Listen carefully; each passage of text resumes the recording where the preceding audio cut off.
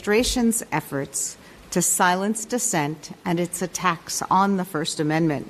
And I'm very grateful to our expert panelists for joining us today. The torrent of disinformation and outrageous or unlawful conduct emanating from the Trump White House every single day can be overwhelming. And we know this is partly by design, to keep Americans off balance, to divide them, and to prevent them from organizing effectively in opposition to the chaos and corruption.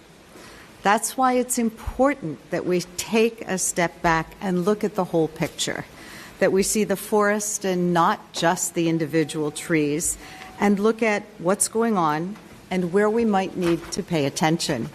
And that's the purpose of this hearing, to examine how the Trump administration is using the whole of government to silence or intimidate criticism and dissent in ways that go far beyond McCarthyism or the enemy's list of the Nixon White House. And having identified the White House campaign to silence dissent, to discuss what Congress and Americans can do to fight back. The freedoms embodied in our First Amendment, the freedom of speech and religion, a free press, the freedom of association, and the right to petition the government for grievances, have always been central to the bold democratic experiment that is the United States of America. Our founders had direct experience with the importance of those freedoms and their necessity in a government of, by, and for the people, rather than one that operated at the whims or dictates of a king. Pennsylvania, and particularly the area that I represent, has always been at the forefront of that fight for freedoms. Over 300 years ago, the Quaker William Penn fled England and founded Pennsylvania, seeking religious liberty and more democratic forms of government. And over 250 years ago, the first Philadelphia lawyer, Andrew Hamilton, famously defended John Peter Zenger, a publisher who was jailed and prosecuted for libel after his newspaper exposed corruption by the colonial governor of New York. Debate and dissent have always been a driving force in our country, whether it was abolitionists working to end slavery, women struggling for the right to vote, civil rights activists fighting for the promise of democracy, people standing up to the Red Scare blacklists, or members of the press exposing the truth in the face of government corruption. Americans throughout history have exercised their rights to hold those in power accountable and spur our country forward toward that more perfect union promised by our Constitution. That's because Americans know that without being free to think, to believe, to speak as we want, there can never be real liberty for ourselves or anyone else. And the Trump administration knows that too. That's why, since Trump's second inauguration just over a year ago, this White House has pursued a whole-of-government campaign to silence opposing viewpoints.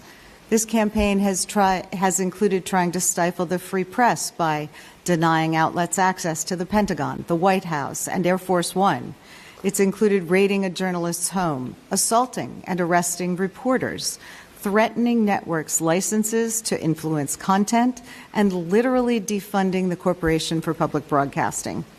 This White House has threatened to prosecute sitting members of Congress for sharing truthful information.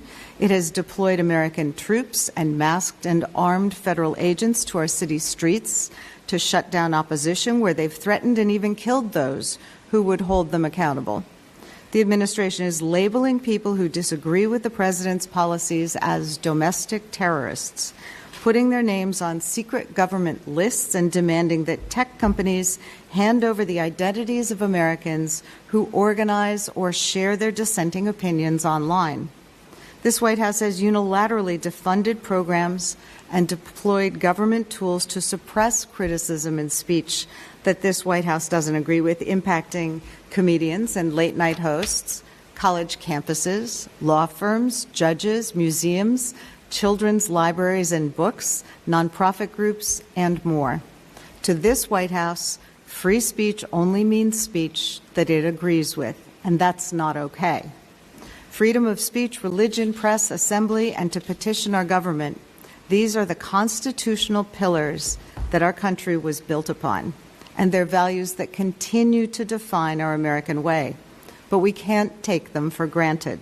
If we want them to endure, we need to believe in them and fight for them. Americans as a whole have never tolerated political demagogues who use the power of government to punish their perceived enemies. It's exactly this kind of attempt to subvert our proud American traditions that's brought down other presidents and politicians, and I predict it will bring down this administration as well. Americans deserve the truth, they deserve accountability, and they deserve a government truly of the people, by the people, and for the people. Marshaling all of our resources to fight for the First Amendment, for our rights and freedoms, is how we make sure we get there. I look forward to hearing our witnesses' testimony today, and I'll yield back. So at this point, it's my pleasure to recognize the ranking member of the full Judiciary Committee, the gentleman from Maryland, Mr. Raskin, for his opening statement. Thank you, Madam Chair, and thanks to our witnesses for joining us. I'm delighted to be here also with Ms. Jayapal and Mr. Garcia. Our numbers are a little bit diminished today only because of the snowstorm, which has affected some people's travel. But I want to thank everybody for continuing forward on this path and for your vision in calling the hearing, Congresswoman Scanlon. Alexei Navalny, in his book Patriot, says that to bring down the autocrats, everybody's got to do the one thing that they're most afraid of, which is to tell the truth every day, to debunk their lies and to expose the cruelty and the injustice of the regime. And it's a powerful point and a perceptive point because authoritarians detest freedom of speech. They do whatever they can to crush it because free expression is the essential threat to their power, their propaganda, and their platforming of injustice.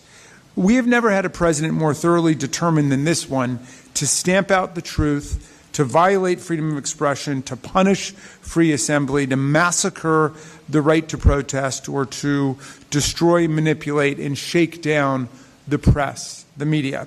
To be sure, other presidents have singled out political opposition or protests that they've wanted to repress. John Adams had his Alien and Sedition Act back in 1798, which they used to round up supporters of the French Revolution, dangerous French immigrants, and to stifle the pro-Jeffersonian press. Andrew Jackson deployed the Postmaster General to confiscate and criminalize the sending of anti-slavery newspapers and magazines and literature into the South before the Civil War, and he worked with pro-slavery forces in Congress to impose a gag rule against submission of anti-slavery petitions in blatant violation of the First Amendment clause favoring the right to petition for redress of grievances. President Nixon conducted harassment and surveillance against the civil rights movement and the anti-Vietnam War movement, people on his political enemies list, and he used the COINTEL program to try to disrupt opposition political movements. But no president ever transformed the entire machinery of the federal government into an instrument of political propaganda, censorship, and repression the way that Donald Trump has. As aspiring presidential dictators go, he is simply in a class by himself, which is why America now has a No Kings movement of tens of millions of Americans that has risen up to counter him. Trump makes no pretense of respecting any part of the First Amendment. He merges his insatiable greed and his authoritarian politics with his snarling dictatorial desire to stamp out any political, legislative, social, cultural, or intellectual expression that he personally disagrees with. The central purpose of the First Amendment is to safeguard speech, assembly, and protest for the purposes of democratic self-government and nonviolent change. But Trump and MAGA have built a masked paramilitary force in ICE and unleashed it, along with CBP agents, to harass, attack, arrest, and even kill Americans for exercising their First Amendment rights to record and protest government actions taking place in the public space. Unprovoked and unjustified, Trump's ICE soldiers shot down and killed in cold blood 2 U.S. citizens, Renee Good, a 37-year-old poet and mother of 3, and Alex Preddy, VA ICU nurse, both of whom were peacefully observing and protesting the actions of federal immigration officers taking place on public streets in Minneapolis.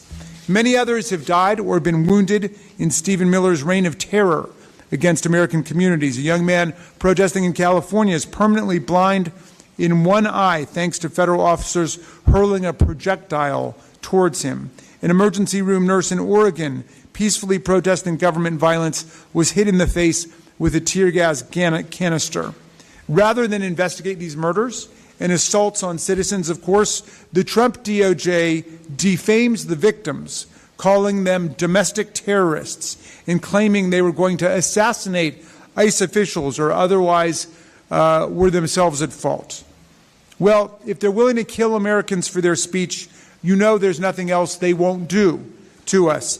They kicked off the authoritarian parade by issuing executive orders against law firms disfavored by Trump, purporting to ban their lawyers forever from federal contracts, federal employment, even federal buildings, including federal courthouses. These blatantly unconstitutional orders, ultimately struck down on free speech, right to counsel, and due process grounds, succeeded in intimidating enough law firms to settle with Trump to gain him and his MAGA movement $1 billion worth of pro bono services for any causes or cases that Trump chooses. Again, nothing like this has ever happened in American history. He executed a parallel shakedown on colleges and universities, threatening their grants, their financial aid programs, and their student visas if they wouldn't allow Trump to take over their admissions processes, their faculty hiring, their curricular offerings and course content. This brutal assault on academic freedom has taken a huge toll on American universities and continues to this day.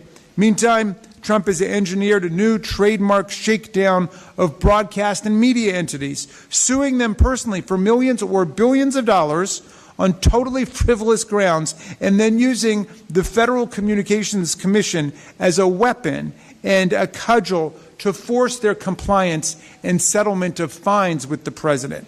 Trump sued 60 Minutes and CBS for $20 billion for the frivolous cause of action that he thought an interview, not with him, but with Kamala Harris, was edited, in Trump's view, too favorably towards her. And then he walked away with a cool $16 million in a shakedown settlement for his personal library, all part of now a familiar pattern. When he doesn't like the news, he sues the broadcaster and unleashes the FCC on them until they pay up and agree to have a pro-Trump MAGA government minder or spy stationed in their office. The Republican-controlled FCC essentially blackmailed media companies Skydance and Paramount into agreeing to install a spy to police CBS News to make sure that they're being sufficiently pro-Trump in order to get approval of a merger they wanted from the FCC. Donald Trump doesn't have a First Amendment bone in his body. He calls the free press the enemy of the people, when the press are the people's best friend. He calls reporters the most dishonest people ever created by God. During his first term, he threatened to change libel laws to make it easier for him to sue the media that publish unflattering pieces, though truthful, about him. The administration has banned news organizations from the White House press pool for reporting stories he doesn't like. And the FBI, astonishingly, just executed a search warrant at the home of a Washington Post reporter, seizing her phone, 2 laptops, and a smartwatch in connection with the case of a government contractor who was accused of taking home classified material. The administration has systematically deleted the use of politically incorrect words on government websites like diversity or equity or science-based, a completely Orwellian exercise in the censorship and manipulation of ordinary language. Trump has turned public schools run by the Department of Defense into political pawns of his censorship regime, banning books like To Kill a Mockingbird by Harper Lee and The Kite Runner by Khaled Hosseini, or Native Son by Richard Wright, or George Orwell's 1984, or The Handmaid's Tale by Margaret Atwood, for the curriculum which thousands of children of armed service members attend. Those books are no longer available to them. It never ceases to amaze me how they keep censoring books about censorship, like 1984 or The Handmaid's Tale. And this administration has been waging a war on civil society groups, threatening to remove the tax-exempt status of organizations critical of his administration and issuing an executive order purporting to designate Antifa as a domestic terrorist organization, despite the fact that they cannot identify its headquarters, its organizational structure, or its leadership. Well, of course, not designating the Proud Boys, the Oath Keepers, the Three Percenters, or a host of violent white supremacist groups. Well, all of these attacks on freedom, democracy, the rule of law, the right to assemble, the right to petition for redress of grievances, the right to free press, all of them have kick-started in an equal and opposite reaction. Millions of people are standing up for the freedom of speech across the country, for the rights of people to protest, for the rights of the press to do their jobs unimpeded and unintimidated. The people of Minneapolis have shown us the way by engaging in collective solidarity and mutual self-help to challenge authoritarianism, and millions of Americans have been participating in the No Kings protests across the country and are getting for another one coming up at the end of March.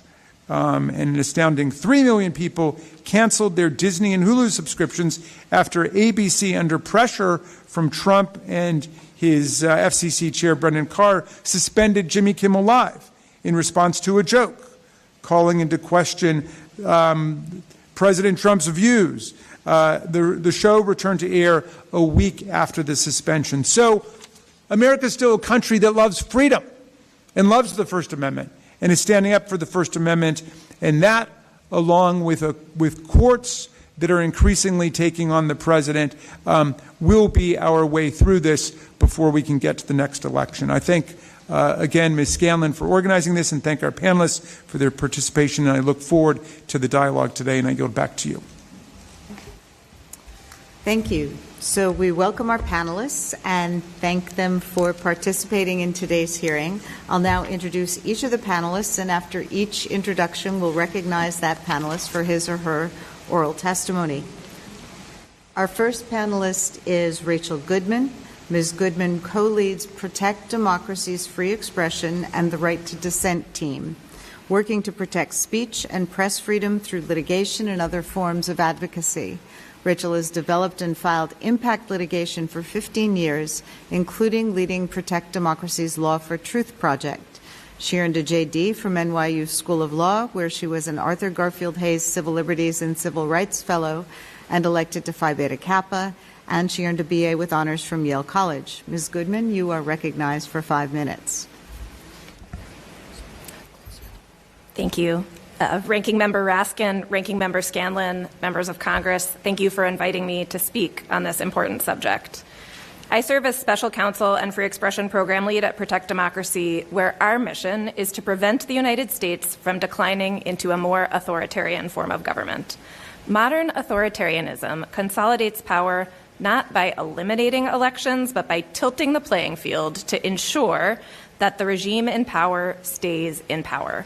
Accordingly, we work to preserve Americans' ability to fairly compete for power through elections, which means maintaining the civic space to get informed, organize, and dissent. It is through that lens that we approach the Trump administration's attacks on the First Amendment. Aiming to quash dissent is a hallmark of the authoritarian playbook, the strategy through which modern autocrats have sought to erode democracy. Unlike democracies, autocratic regimes are threatened by the very existence of private spaces, which can nurture dissent and incubate collective action. In my statement today, I'll describe some of the ways in which this administration has followed the playbook, aiming to push its political opposition off the playing field of public life. First, the administration has sought to undermine civil society organizations that it perceives as oppositional in order to entrench power. Presidential Memorandum NSPM 7, Countering Domestic Terrorism and Organized Political Violence, paints organizations on, quote, the left as part of a network of dangerous extremists and cites views on, quote, migration, race, and gender, among others, as worthy of suspicion. Although it is not clear precisely which organizations are being targeted in response to this directive, that uncertainty enhances its intimidating effect. This tactic echoes very closely that of authoritarian leaders in Russia, Hungary, Georgia, Slovakia, and beyond, who have legally disarmed civil society actors and other political opponents by labeling them as dangerous foreign agents. Second, the administration has conducted an extraordinary campaign of suppression aimed at silencing opposition to its mass deployment of federal forces in American cities. As we would expect to see in a healthy democracy in response to unpopular actions, Americans have exercised their First Amendment rights amid these deployments in a myriad of ways, using speech and signs, observing and recording law enforcement, and praying outside detention facilities, among others. This protected conduct has been met with innumerable unconstitutional uses of force, as federal courts in Chicago, Los Angeles, Portland, and Minneapolis have all held. DHS agents shot and killed not one, but two American citizens, Renee Good and Alex Pretty, who were exercising their First Amendment rights in Minneapolis this January. Subsequently, officers have suggested that observers should have, quote, learned their lesson from the killings. Officers have continued to intimidate observers by following them to their home addresses and have suggested that their information would be added to a domestic terrorism database. DHS also appears to have recently rescinded its Privacy Act memorandum preventing the creation of records describing how individuals exercise First Amendment rights. Using state threats and state violence to stop public demonstrations of dissent is a hallmark of authoritarian government. Russia's total crackdown on opposition to the invasion of Ukraine is one prime recent example. Third, the administration aggressively seeks to purge independent institutions like universities, law firms, and media platforms of speech that challenges the administration's preferred narratives.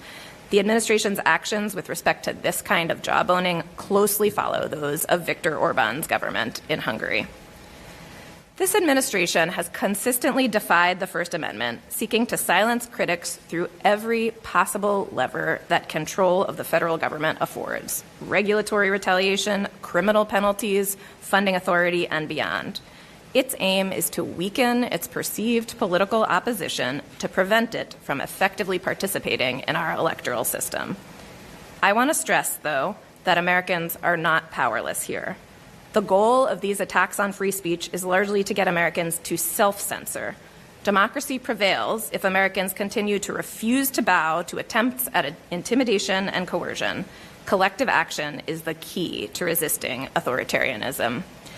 As the midterm elections approach, we can expect the Trump administration to escalate its efforts to silence dissenters and further constrain civil society. Ultimately, the survival of our democracy depends on the courage of the American public. As the retreat of thousands of armed officers from Minneapolis demonstrates, that mighty force remains one to be reckoned with. I'm grateful for your attention to these matters, and I look forward to answering your questions. Thank you, Ms. Goodman. Our next panelist is Gabe Rotman. Mr. Rotman is the Vice President of Policy for the Reporters Committee for Freedom of the Press, leading the organization's work to advance key policy priorities like the Press Act and the Department of Justice News Media Guidelines. He's a practicing attorney with a focus on novel issues at the intersection of press freedom, news gathering, and technology.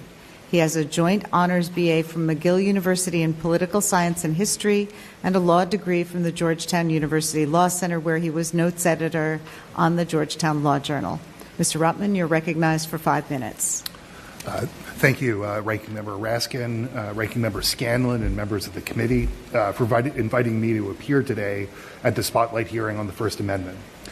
My name is Gabe Rotman, and I am the Vice President of Policy at the Reporters Committee for Freedom of the Press.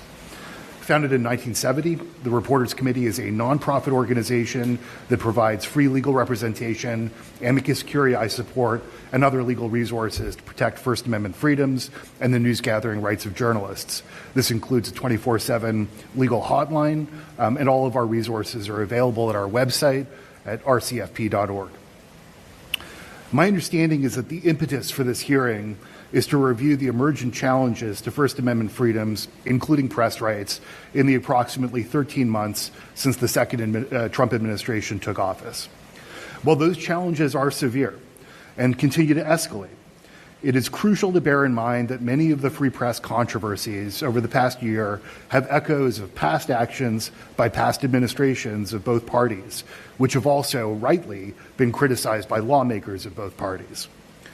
Perhaps the starkest illustration of this dynamic regarding threats to a free press today is the unprecedented raid on a Washington Post reporter's home last month in an Espionage Act leak investigation. That specific investigative step in a national security leak case, executing a search warrant in a reporter's residence and seizing many terabytes of electronic communications and data, effectively restraining the reporter from finishing stories in process, has not happened before. But stepped-up enforcement of the Espionage Act against journalistic sources has its origins in the George W. Bush, Obama, and first Trump administrations, with the Obama administration charging more media leakers under the Espionage Act than all other past presidencies combined, and with President Trump keeping pace with close to the same number of cases in just the 4 years of his first administration. We point this out not to excuse any of the second Trump administration's actions that threaten media freedom in the United States. Rather, we do so because it is crucial not to lose sight of the fact that journalists in the U.S. feel threatened because from one administration to the next, over the last 2 decades, they have witnessed increasing encroachment on their news-gathering rights, with one exception being the Biden administration, during which Attorney General Merrick Garland barred the use of subpoenas, search warrants, and other tools against journalists acting within the scope of news-gathering. Those reforms were rescinded last year by Attorney General Pamela Bondi. In our written testimony, we provide more detail on 4 representative press freedom concerns today, which we see as federal priorities. First is the aforementioned execution of a search warrant at Washington Post reporter Hannon Nathanson's home in mid-January. Crucially, it appears in that case that the Justice Department may not have complied with a federal law meant to limit this type of investigative step. The effective seizure of a journalist's entire news-gathering and reporting toolkit is a significant escalation in the second Trump administration's efforts to intrude on press independence. Second, given numerous incidents involving the detention, arrest, or injury of journalists covering immigration enforcement operations over the last year, we urge Congress to ensure that DHS officers are all trained on best practices for interacting with press in the field, and that the department as a whole is subject to appropriate oversight and accountability. Third, we note multiple ongoing controversies at the Federal Communications Commission, where Chairman Brendan Carr has revived various rules and policies that can be deployed by regulators to police perceived bias by broadcasters, which poses an acute danger of the government attempting to put its thumb on the scale of public discourse. And fourth, we flag the administration's efforts to limit press access in ways that implicate the First Amendment, including the White House press pool and Pentagon credentialing matters, which are the subject of ongoing litigation by the Associated Press and the New York Times, respectively. Bipartisan efforts are needed to counter these threats and ensure the press can fulfill its constitutionally recognized watchdog role without interference from any administration. Fortunately, we've seen that bipartisan consensus over the past decade with, for instance, a federal reporter's privilege bill, Ranking Member Raskin's Press Act, passing the House without objection in 2 consecutive Congresses. Thank you again for inviting us to be here, and I look forward to your questions. Thank you, Mr. Rotman. Our next panelist is Bess Kalb. Ms. Kolb is an Emmy-nominated comedy writer and New York Times bestselling author of Buffalo Fluffalo, a series of children's books, and as well as the memoir Nobody Will Tell You This But Me, a New York Times Book Review Editor's Choice. She wrote for 8 years for Jimmy Kimmel Live, for which she won a Writers Guild Award. She has written for the Emmy Awards, the Academy Awards, the Al Smith Dinner, and the 2020 Democratic National Convention. She is a contributor to The New Yorker and This American Life. Ms. Kolb, you're recognized for 5 minutes. Thank you so much, Representative Scanlon, Ranking Member Raskin, the members of Congress here today. I'm honored to be here representing the millions of Americans who did not go to law school. So what am I doing here? I'm a comedy writer. I wrote for Jimmy Kimmel Live for 8 years, as Ranking Member Scanlon said, and I'm an author who recently got back from a national tour for my picture book series, Buffalo Fluffalo. So the fact that I am sitting here in a navy blue business suit in the Capitol building, surrounded by my esteemed co-panelists, at a hearing about the First Amendment means something has gone very, very wrong. I gotta say, I didn't see this coming. I thought we were entering a new golden age of free speech.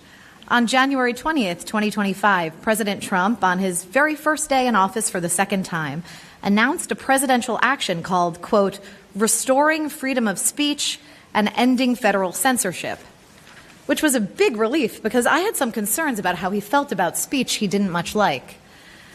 My first brush with this president happened in 2017. At the time, I was doing a recurring joke bit on Twitter before it was owned by the world's richest and most online man, Elon Musk. Every time the president free associated his feelings in all caps, I would reply as his concerned mom, sweetie, you're clearly having a lot of big thoughts all at once. You need to do your 5 deep breaths, etc.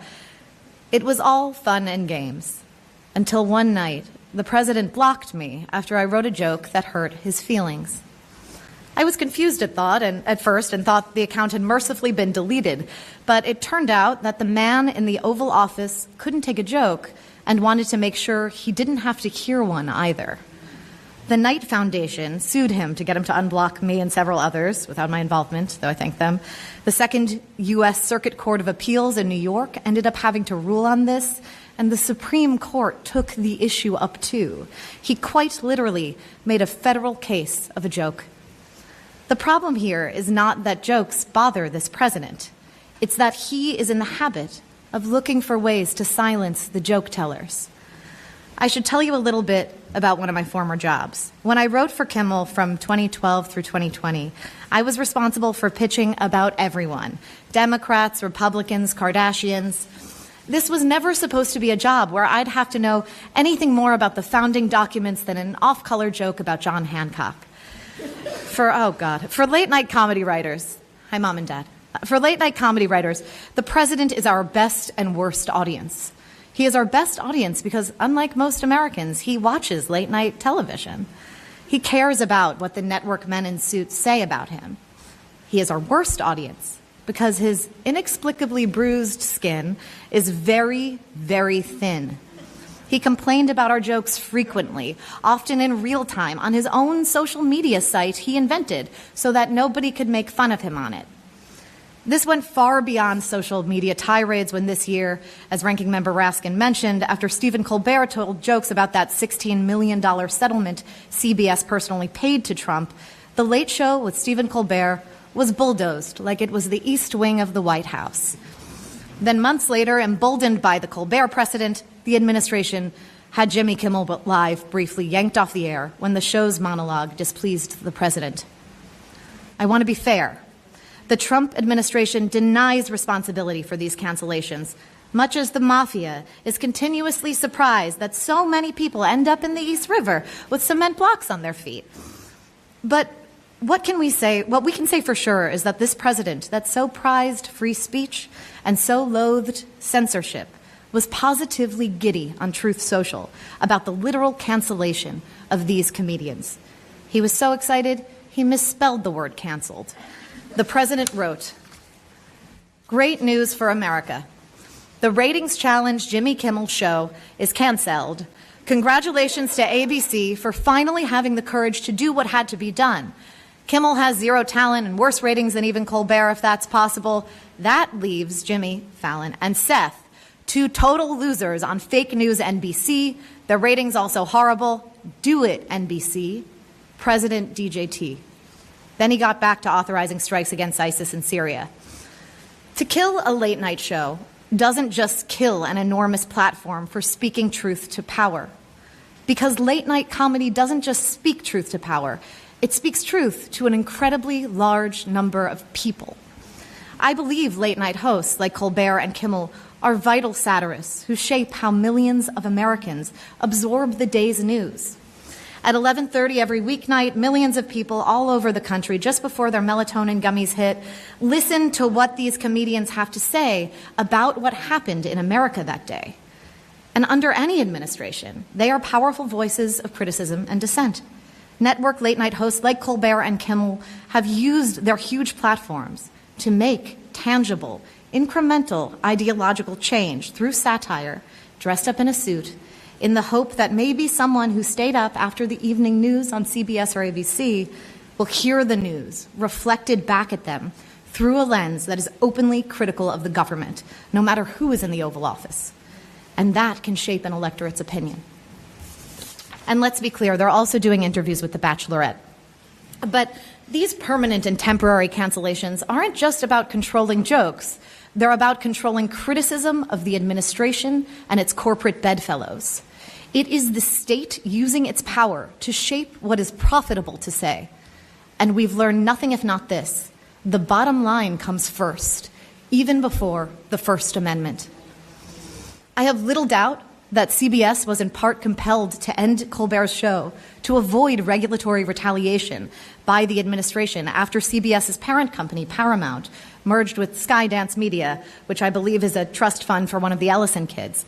And there is no doubt that this September's retribution against Jimmy Kimmel Live was due entirely to the host's criticism of our current president, despite the FCC's contention that it was for misinformation and sick jokes, which really just grabs me by the, I'm not going to say that in congressional testimony. There is no doubt that the president is so personally bothered by what comedians say that the FCC is willing to disappear any mouthpieces that might hurt his feelings in a shocking, and according to people with many more degrees and expertise than I, unconstitutional way. And here's how that trickles down. The censorship of free speech we have witnessed from the highest office in the federal government has emboldened Americans in sacred positions of power from the state to the local to the school board level, which is where I found myself just weeks after Kimmel's suspension.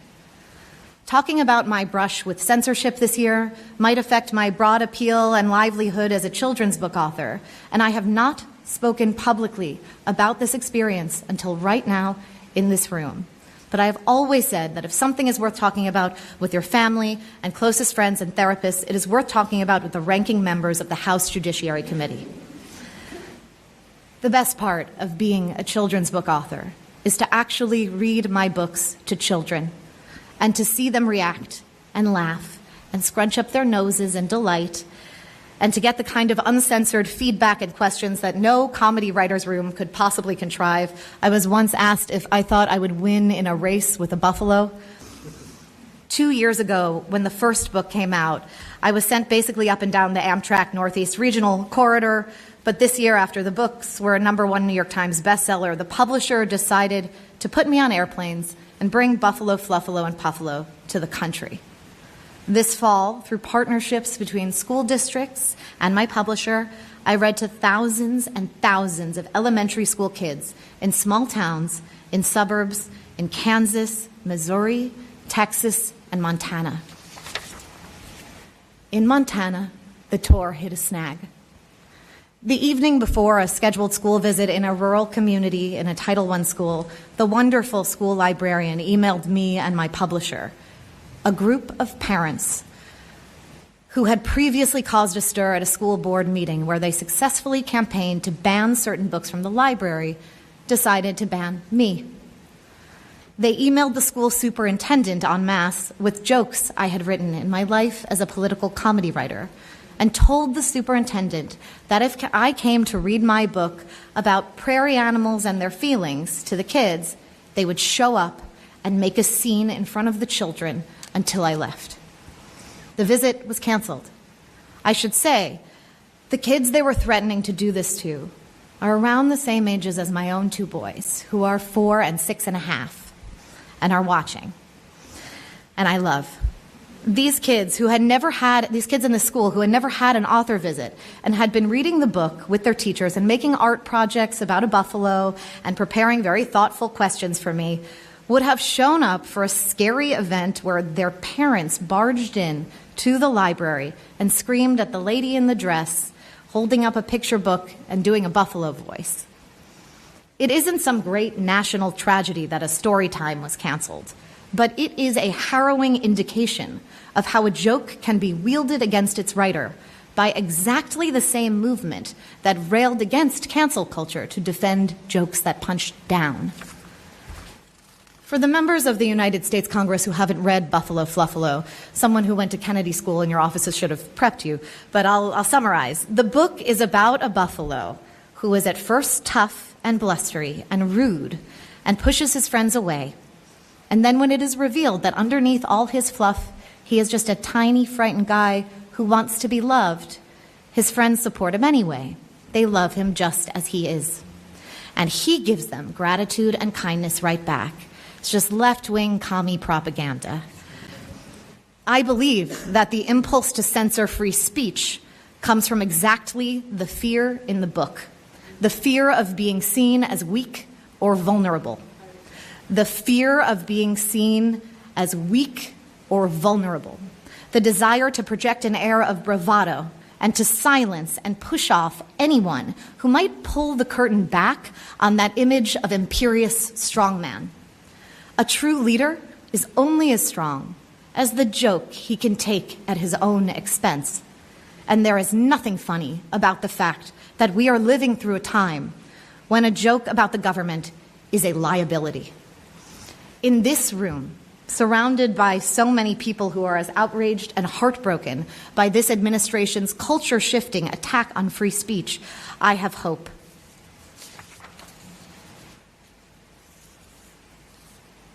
And I want to say thank you to the school librarians in red and blue and purple states whom I have had the genuine pleasure of meeting throughout my book tours, who are at the front lines of these school board fights over book bans with increasing regularity. They are tired, they are pissed, and they just want to be able to give a kid a book they're excited to read, even if the character in that book might have 2 moms, which as of this testimony is still a legal amount of moms to have. Because here's the thing about those kids across America that I met.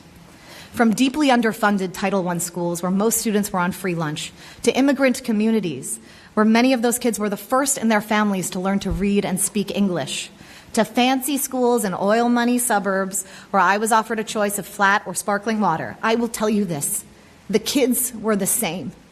The kids were the same.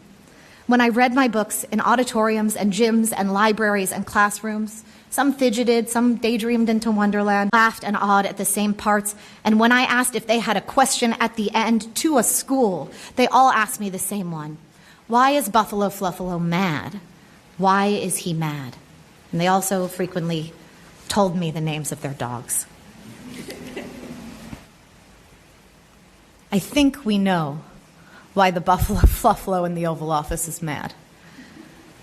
But as I was saying before, I am hopeful because the members of Congress in this room today, like Representative Raskin and Representative Scanlon, who don't just posture and complain about this administration on social media, they are going to fight to stop the president from going unchecked in his vendettas against those who speak out against him.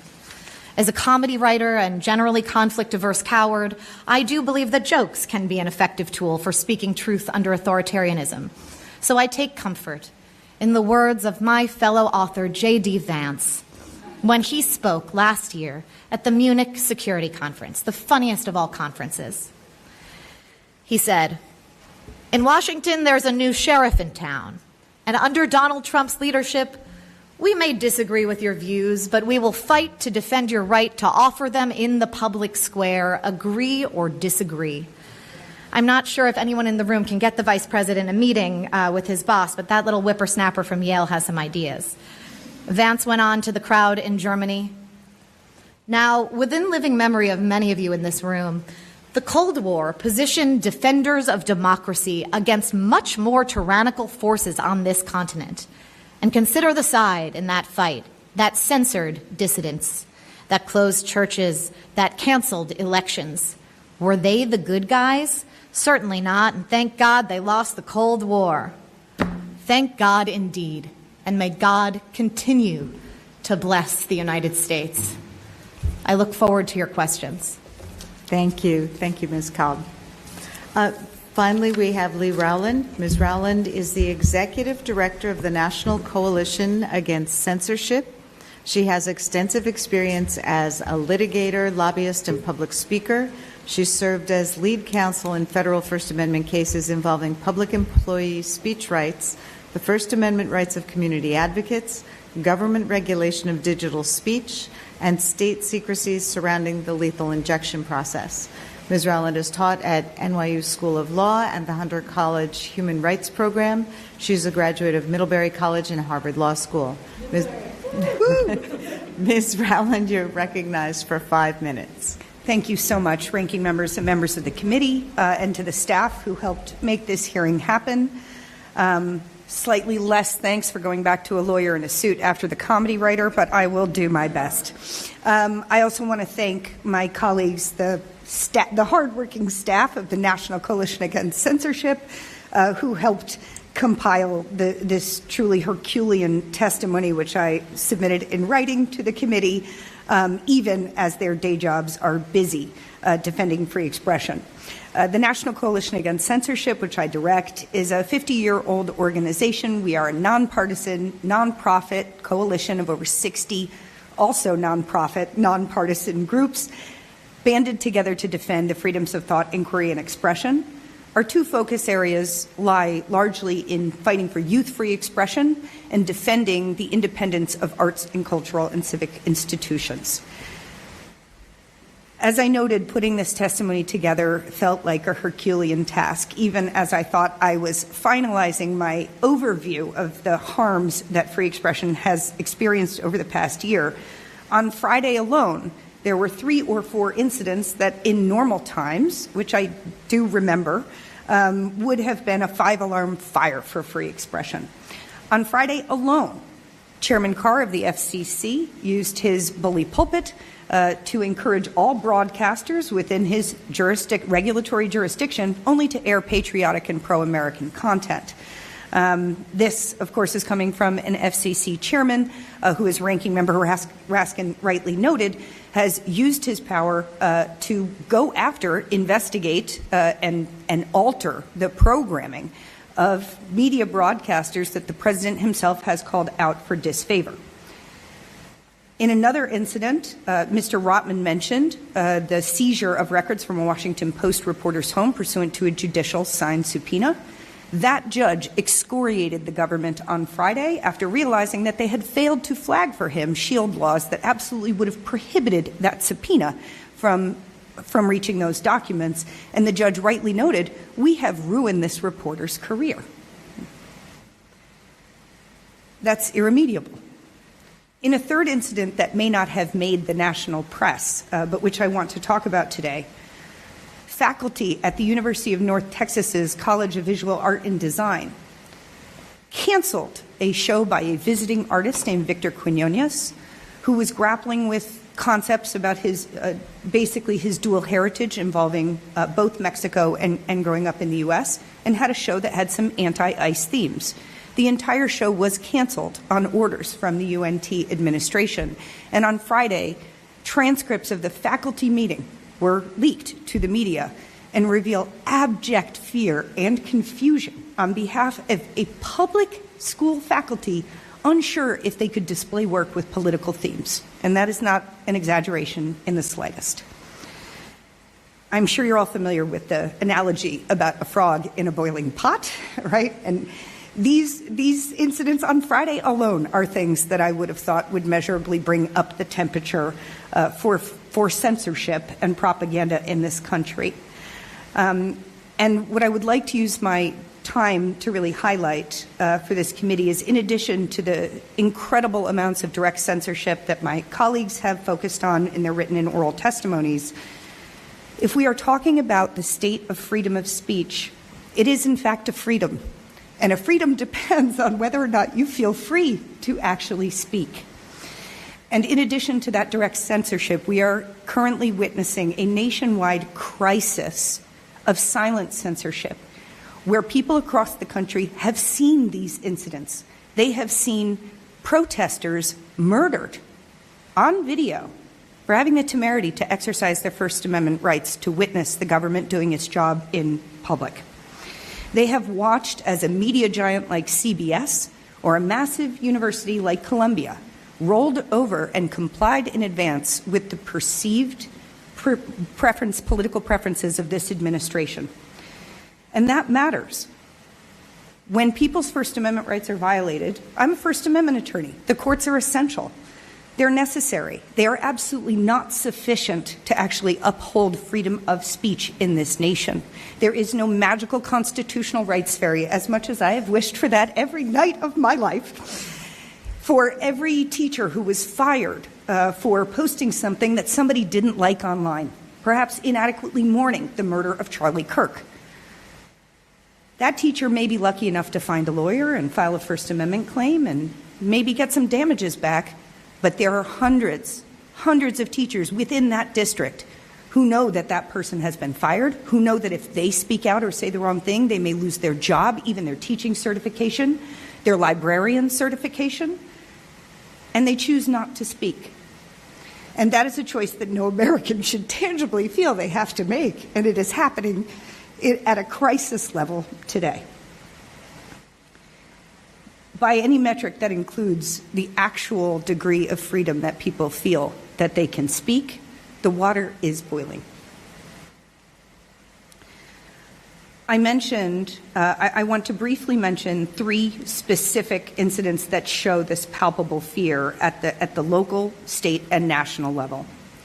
At the national level, we have all seen the inglorious dissent of CBS in basically lending the president and the FCC authority to control its staffing and its programming. The FCC did not investigate or penalize CBS for airing an interview with State Senate Representative James Tallarico for violating the equal time rule. Instead, the FCC made its preferences clear. Chairman Carr repeatedly noted the kind of content he did not want to see online. He made amendments to the FCC's interpretation of the equal time rule that magically only applied to broadcasters that Trump has called out, rather than, for example, radio broadcasters under the FCC's jurisdiction who have a different partisan bent.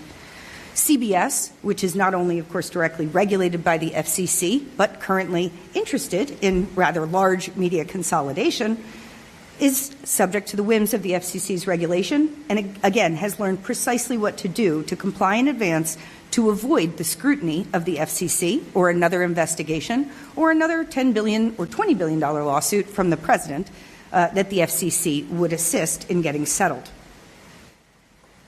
That is complying in advance, and it was a choice. It is an unfair choice that no media should have to face. But that is the temperature and environment that we are living in right now, that even CBS rolled over in the street.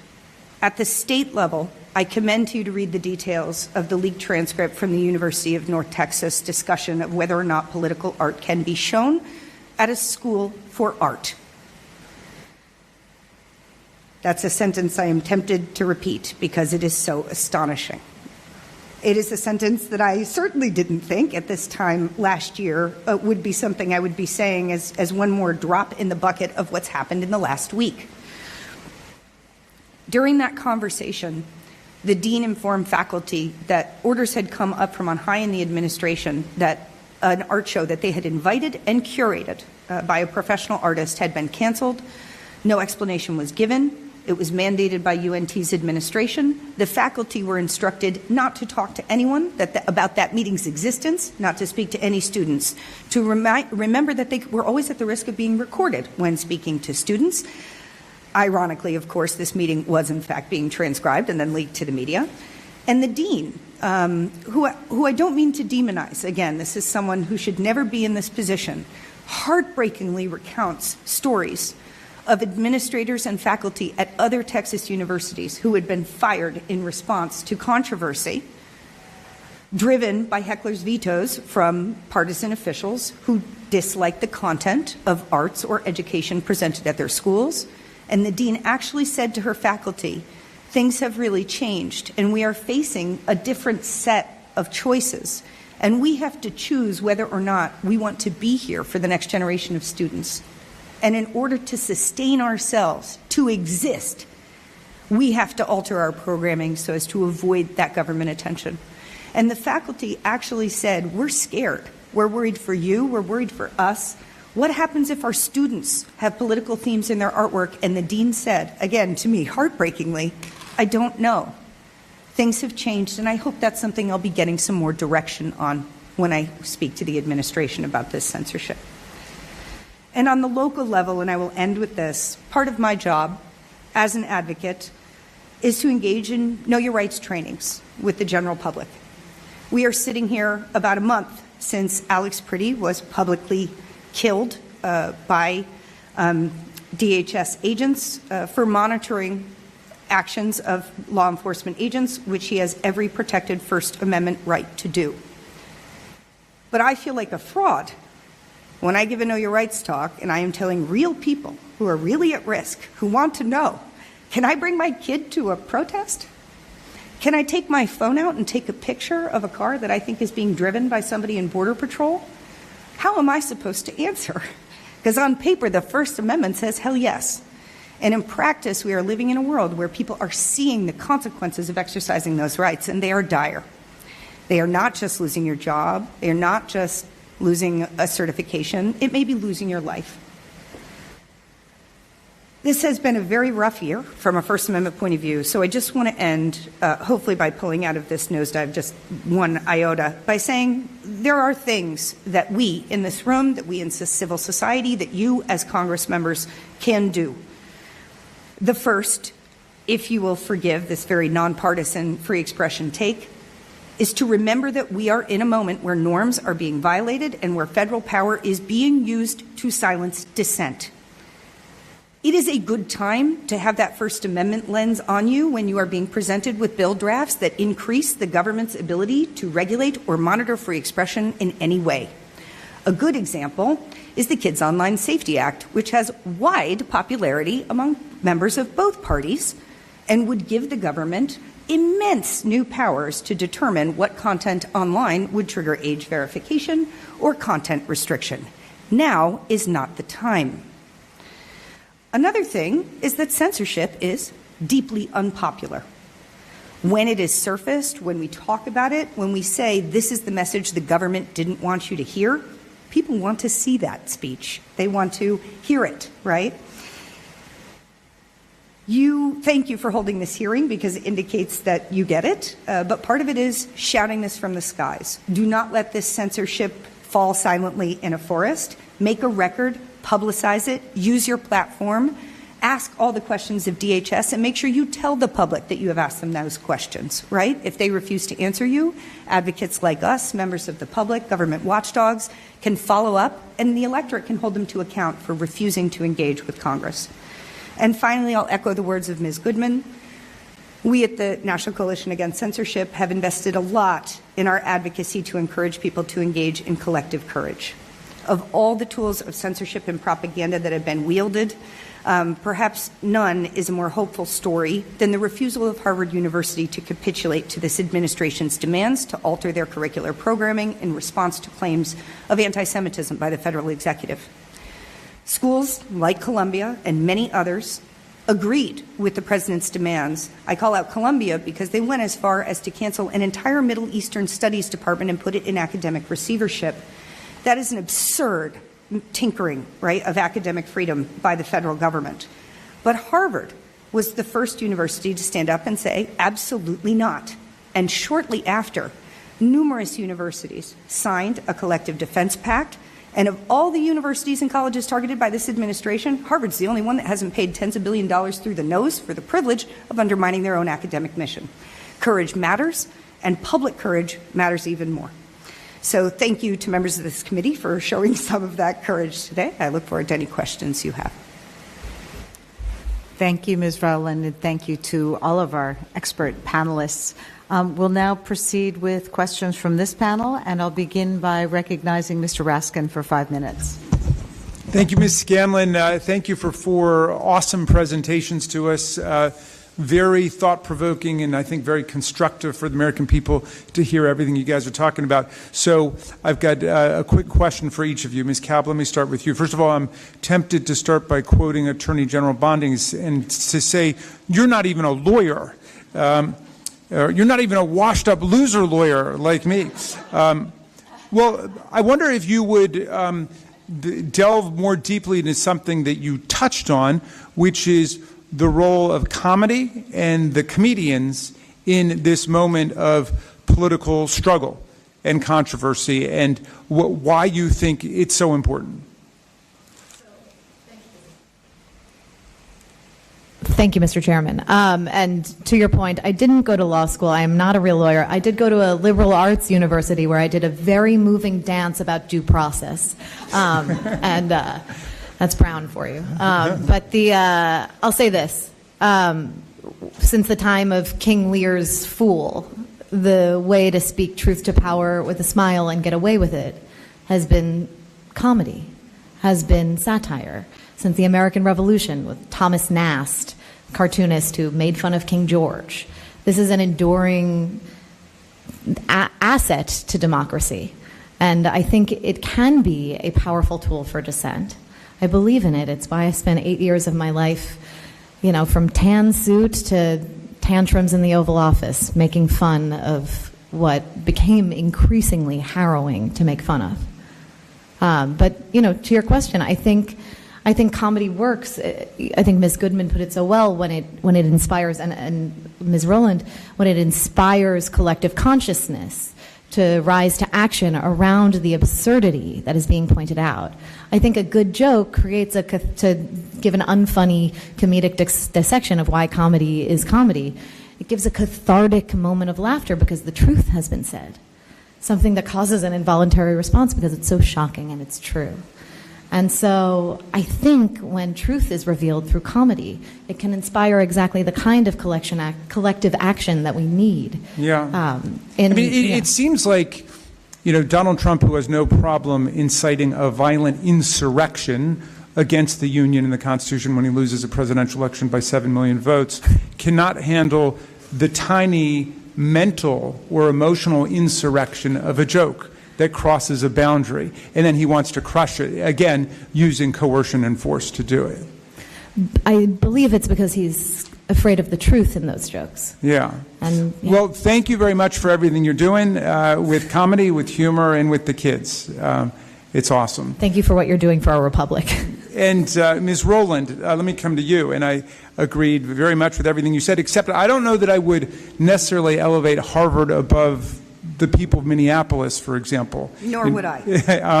As somebody who went there, I'm very proud of the fact that Harvard has stood up. It helps that it's got $19 billion at its disposal, and I would hope for nothing less than an institution that prides itself on intellectual freedom and academic freedom. But they've indeed been doing a very good job, and I thank you for saying that. But there is a regime of fear and intimidation and oppression around the country. And you can feel it, and people tell it to you. When you go out to a lot of campuses, people say professors are afraid to talk about certain subjects. Students are afraid to talk about certain subjects. They're afraid they're going to be reported on, that there's going to be recriminations or reprisals for things they say. So for all of the worst fantasies and imagination that they had about political correctness in the classroom, this is that times 10,000, because the power of the state is there waiting for people. So I wonder if you would just elaborate a bit on what you think the best antidotes to that are. And I think that the ice is beginning to crack around the country around this. People are really beginning to speak out and speak up. The musicians, the comedians, the writers, the poets. But I wonder what you think is the key to sort of breaking the logjam. Well, let me agree wholeheartedly. I'm also a graduate of Harvard, and I have no, frankly, excessive pride in my alma mater. I would absolutely agree that the people of Minneapolis have been a profile in courage for the rest of us to watch, right? And they've been doing it in sub-zero temperatures, which I think makes their constitutional fortitude all the more impressive. You are correct that Harvard has an endowment that allows it to cushion a fair bit of this kind of coercion and principle. But that is not unique to Harvard, right? That's partially why I called out CBS and Columbia. They, too, have massive amounts of money and still made a choice to comply in advance with unconstitutional demands. And Paul Weiss-Rifkin also. For sure. I mean, none of us even mentioned the attacks on law firms, and so thank you for raising it.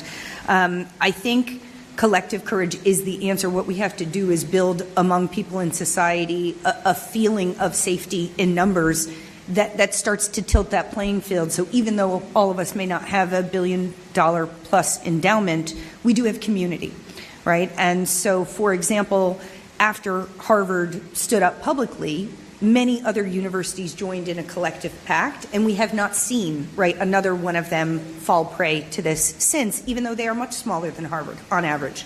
In the philanthropy world, for example, John Palfrey, who leads the MacArthur Foundation, helped gather a group of philanthropists who said, we collectively, aware, by the way, of the threats of NSPM 7, which Ms. Goodman mentioned, said we are not going to comply in advance, and we are going to have an agreement among us as institutions that we will do it together. So no one feels I am the only one who's sticking my head up above, right, the whack-a-mole surface, and then I'm going to be the one targeted.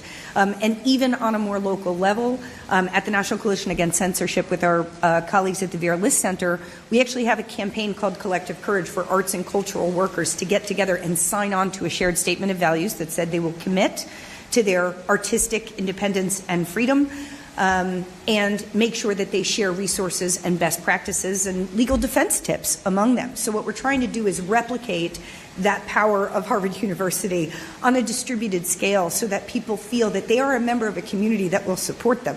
And if they are going to stand up and refuse to comply and insist on their constitutional rights, that they will be doing so in a community of like-minded people, which gives us safety. And not just safety, but also is a clear demonstration to other communities and to the international community that we are not accepting the violation of our First Amendment rights on our knees. Great. All right, and then two quick questions. And Mr. Rotman, just for you, if you would say a little bit more about the Press Act, which I do have some pride in, and it has passed unanimously twice in the House, but if it had gotten through the Senate, what it might have done in the case of the Washington Post journalist. Ms. Okay, why don't you answer that, and I'll have a quick one from Ms. Goodman. Thank you, Representative Raskin. So first of all, thank you for your leadership on the Press Act. And put simply, if the Press Act was in place, it likely would have blocked the Justice Department's ability to execute a search warrant or a reporter's home for the first time in U.S. history in a national security leak case. Because it would create a journalistic privilege for reporters not to have to turn over their confidential notes. Correct. And that exists in most of the states, the vast majority of the states, but we don't have it at the federal level. Ms. Goodman, I wonder if you would reflect a bit on the use of the word terrorism, which appears in Orwell's 1984 and which is used by every good authoritarian all over the world, whether it's Putin or Orban. Their political opponents are by definition terrorists, and then that becomes the rubric under which they decide to investigate, prosecute, label, vilify, and demonize. And I wonder if you would say something about that and then give a bit of a legal analysis on what's wrong with that in terms of the way it's being used today. Yeah. Thank you for the question, Ranking Member Raskin. I think terrorism is a capacious term. It implies a lot of, obviously, fear and tactics. And there is a sense behind the term that there is some kind of truly evil ideology that comes along with it. And these tools have been lying around in the United States government since shortly after September 11th, this category of domestic terrorism. So those tools aren't new, but the notion that there is a specter of some sort of ideologically motivated threat that is looking to do violence to those who are inside the polity and who are sort of the good citizens, I think is a really powerful idea for authoritarians around the world. I think the key thing here that is in NSPM 7, and that is kind of at the core of this specter of domestic terrorism, is that it doesn't distinguish between kind of criminal activity or violence and protected speech and advocacy, right? In fact, it conceals a lot of criminal violence like January 6th, which a lot of Republicans described as terrorism at the time. Yeah, I mean, that absolutely. was real terrorism. Absolutely. So I think, it's the chilling of the speech that feels like it could be related to criminal activity, even though, of course, the speech is protected, and that is at the core of the First Amendment. Yeah, I appreciate it. I yield back to you, Madam Chair.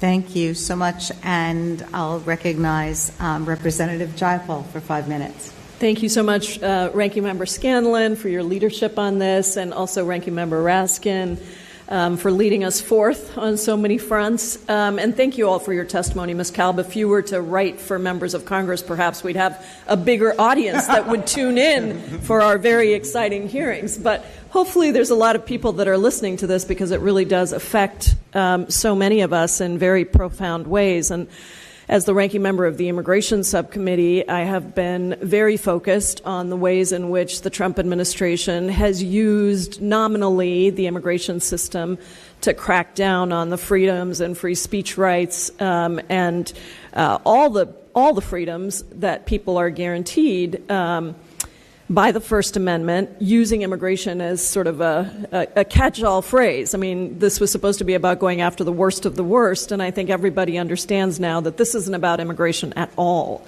And I think what separates our democracy from authoritarian regimes is the freedoms that are guaranteed to every single person in our country, every single American certainly, and in many cases every single person, to criticize, to make fun of, to disagree with things that are said, and to do that with freedom. In fact, when the Republican majority had a hearing on First Amendment free speech protections, they brought people from other countries. It's the only time they've imported foreigners willingly to testify to us about Americans in those countries who were having their free speech rights violated. Meanwhile, there's nothing being done here at home with all the violations we're seeing. And so, obviously, you've all mentioned the murders of Renee Good and Alex Preddy, and the full force of the government that's been deployed,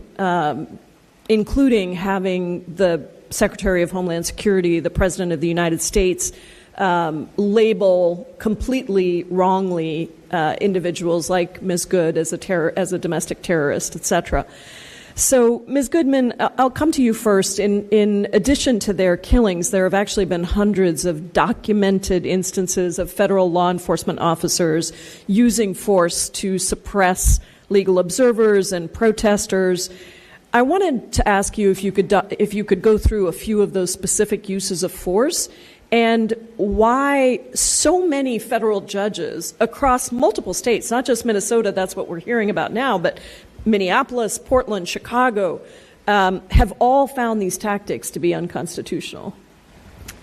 Yeah, thank you, Congresswoman. So across the country, DHS agents have been using all kinds of physical and verbal intimidation tactics against protesters and observers, and this includes chemical munitions, right, pepper spray, tear gas, other so-called less lethal munitions.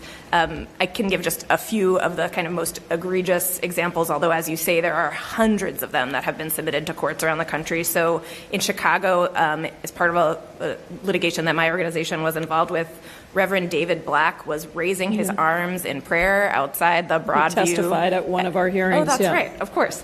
And agents shot at him with exploding pellets of pepper spray, first from the roof and then at very close range, so he was completely soaked with pepper spray and left bruised. In Minneapolis, Susan Tincher, who was the lead plaintiff in that litigation, asked "Are you ICE?" while observing from a public sidewalk. And the response was that she was tackled, handcuffed, taken to the Whipple Detention Center where her wedding ring was cut off, shackled, and placed in a cell for several hours before being released without charge. And then in Portland, 84-year-old Lori Ekman was standing with a sign outside this Portland, Oregon. There have also obviously been issues in Portland, Maine.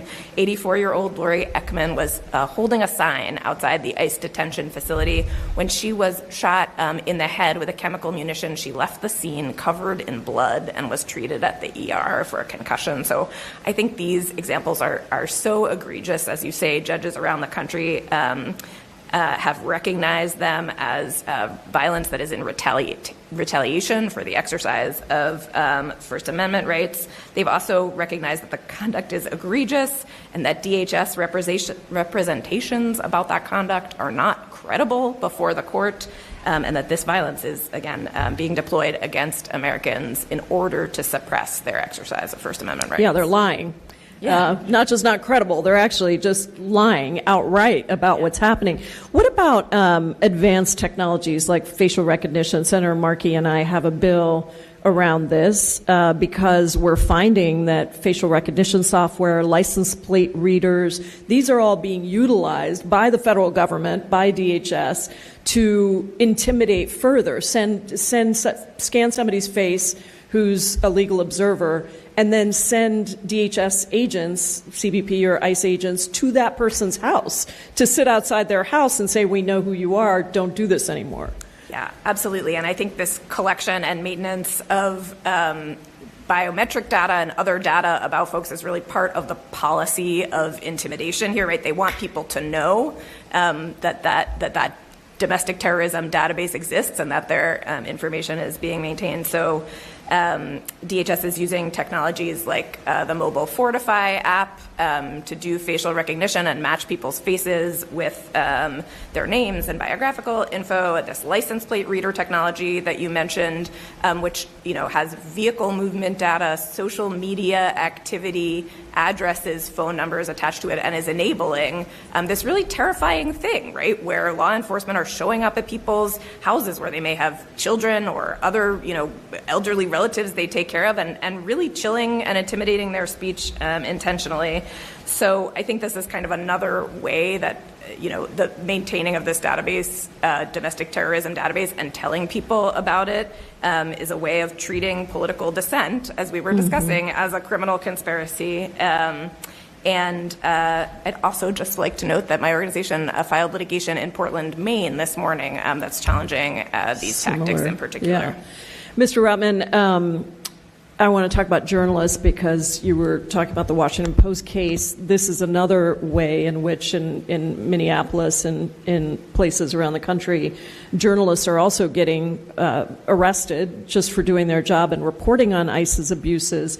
In Minneapolis, Trump's DOJ has brought criminal charges against journalists Don Lemon and Georgia Fort for reporting on a protest at a church, and your organization provides pro bono legal services, I know, to journalists across the country. Have you ever seen a prosecution like this? And what does it signal to journalists who are trying to actually cover these abuses of ICE and CBP across the country? So the short answer is no. We haven't seen a prosecution like the Lemon and Fort case. It is a dramatic overcharge. There's no reason it should be a federal case. In the cases we've seen where journalists follow individuals on a private property as part of protest activity, in virtually every one of those cases, charges aren't brought.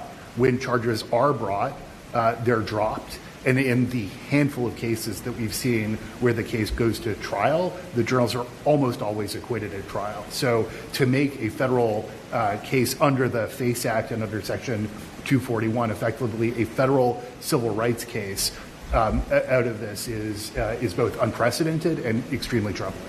I really appreciate all of your testimony, and there's so much to cover on this topic. I decided to just focus on immigration, but I will say to your point, Ms. Rowland, that courage is contagious, and I think that is part of what we have to train Americans across the country to recognize, is that it is a fearful time, but courage is acting when you're afraid, not when there's an absence of fear, and that is, I think, what we need every American to be doing right now in whatever way they can. Thank you all so much for your work. I yield back, Madam Chair. Thank you so much. And I would now recognize Representative Ballant for 5 minutes. Thank you so much, Representative Scanlon. You and Ranking Member Raskin are such champions on these issues. I'm very delighted to be able to share the dais up here with all of you. I know that we all work so well together, and just such a delight to hear from all of you as well. Thank you for your time. And I wanted to just start by talking about something that you touched on, Ms. Cowell, when you were talking. As a former teacher myself, I taught history and social studies for years. Librarians are the heart of every single school, and they are the freedom fighters. And I'm so glad that you talked about that, because I know in speaking with librarians in my home state of Vermont, they are afraid, but they're still fighting the fight every day. So very much appreciate that you brought that into the conversation. Thank you. Thank you for your work in the United States Congress and in history classrooms. It's where I form my political consciousness. Yeah. And librarians are the people with whom I had lunch in elementary school. That's right. So, exactly. Yeah, exactly. So. They're one librarian in particular in Pennsylvania, I sort of referred to a purple state. This librarian is the one who goes up against Moms for Liberty, other organizations. That's right. Where people are trying to ban books. And she's really the person who stops them. Exactly. So well, thank you. They are courageous in a time when that's difficult. Absolutely. And I wanted to just state the obvious. We know it, but I think it's really important to ground us in this, is that Trump does not respect the rule of law. Can we all just start from that basic place? And he certainly doesn't care about protecting our First Amendment rights. And we've all touched on it in some way already in this hearing, that you have an authoritarian pattern that is so clear here. His administration targets a group, attacks constitutional rights, then uses whatever legal authority that they can get away with. That's basically the standard right now, whatever we can get away with. Then they use that to amass more power, consolidate more power, and then use that then to attack others, right? When you all spoke about that so eloquently. And one of the things that I've been thinking about so much is the ways in which Trump's first actions in the early days of administration was going after, a full-scale crackdown on immigrants' free speech rights, right, to use them as examples. And the Department of Homeland Security detained foreign students who were here legally because of what students said about the war between Israel and the people of Gaza. And those people included Mahmoud Khalil, a student at Columbia University, Ramesa Ozturk, a Tufts University PhD student who is here on a student visa. And I should say Mahmoud Khalil was also here legally.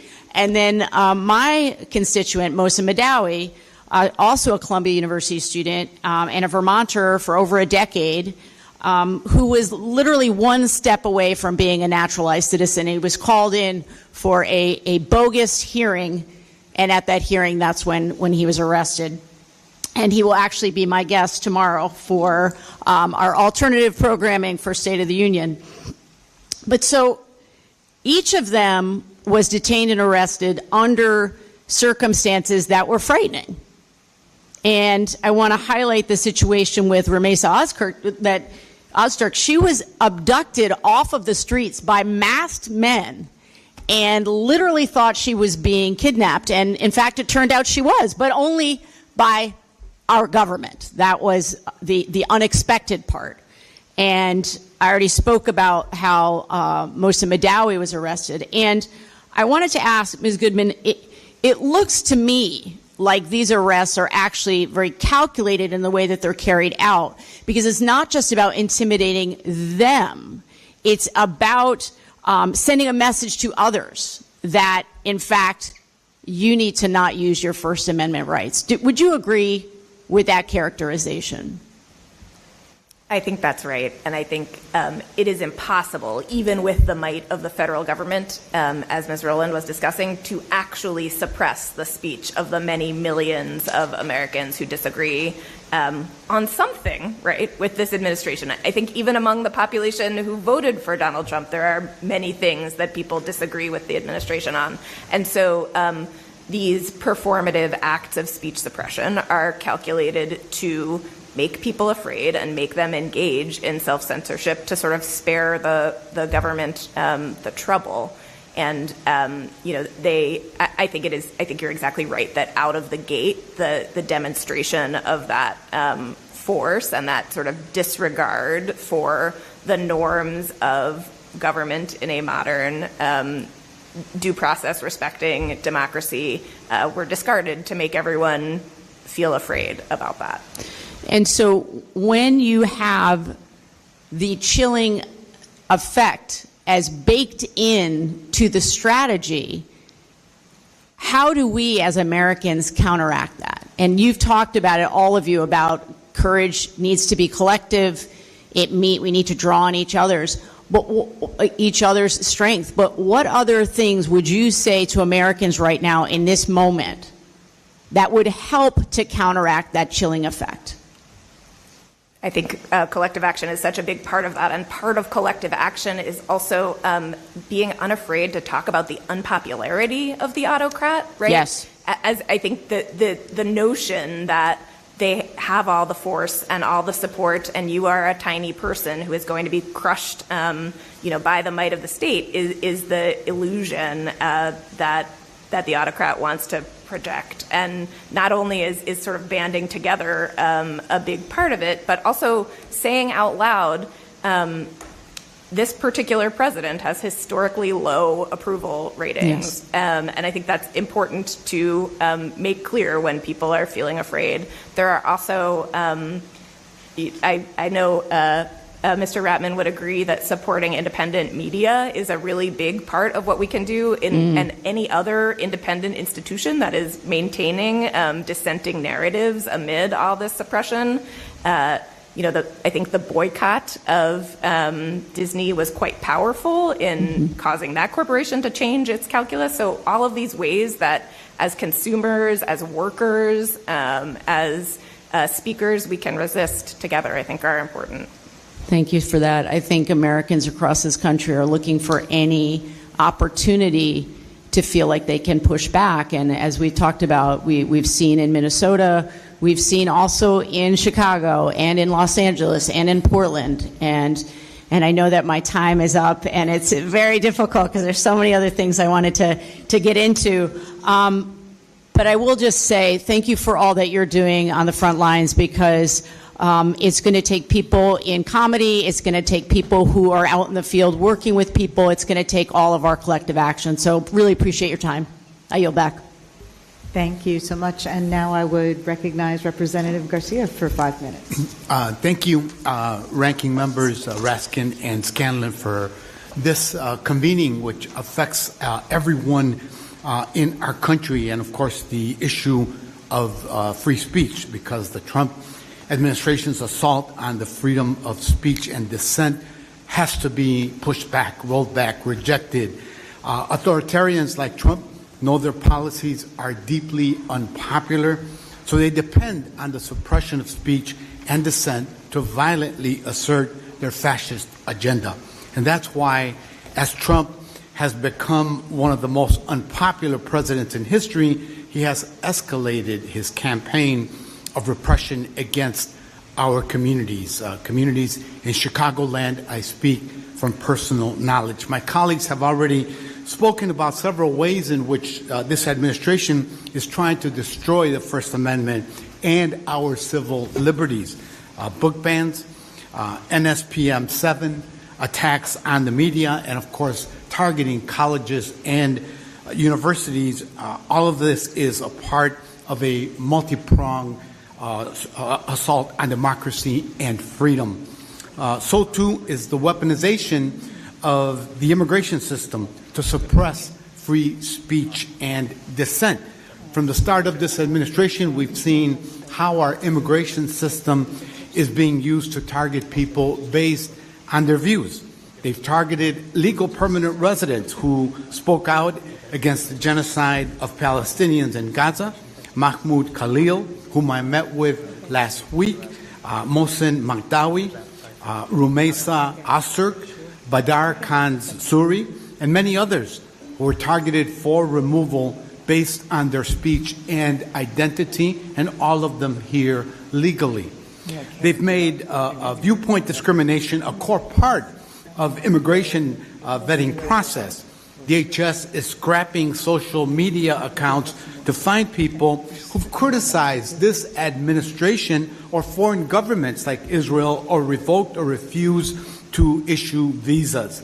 This campaign of mass surveillance has targeted anyone who speaks out against this administration, not just immigrants. Just last week, we saw the news that DHS is forcing social media companies to turn over information about who is running accounts that are critical of ICE.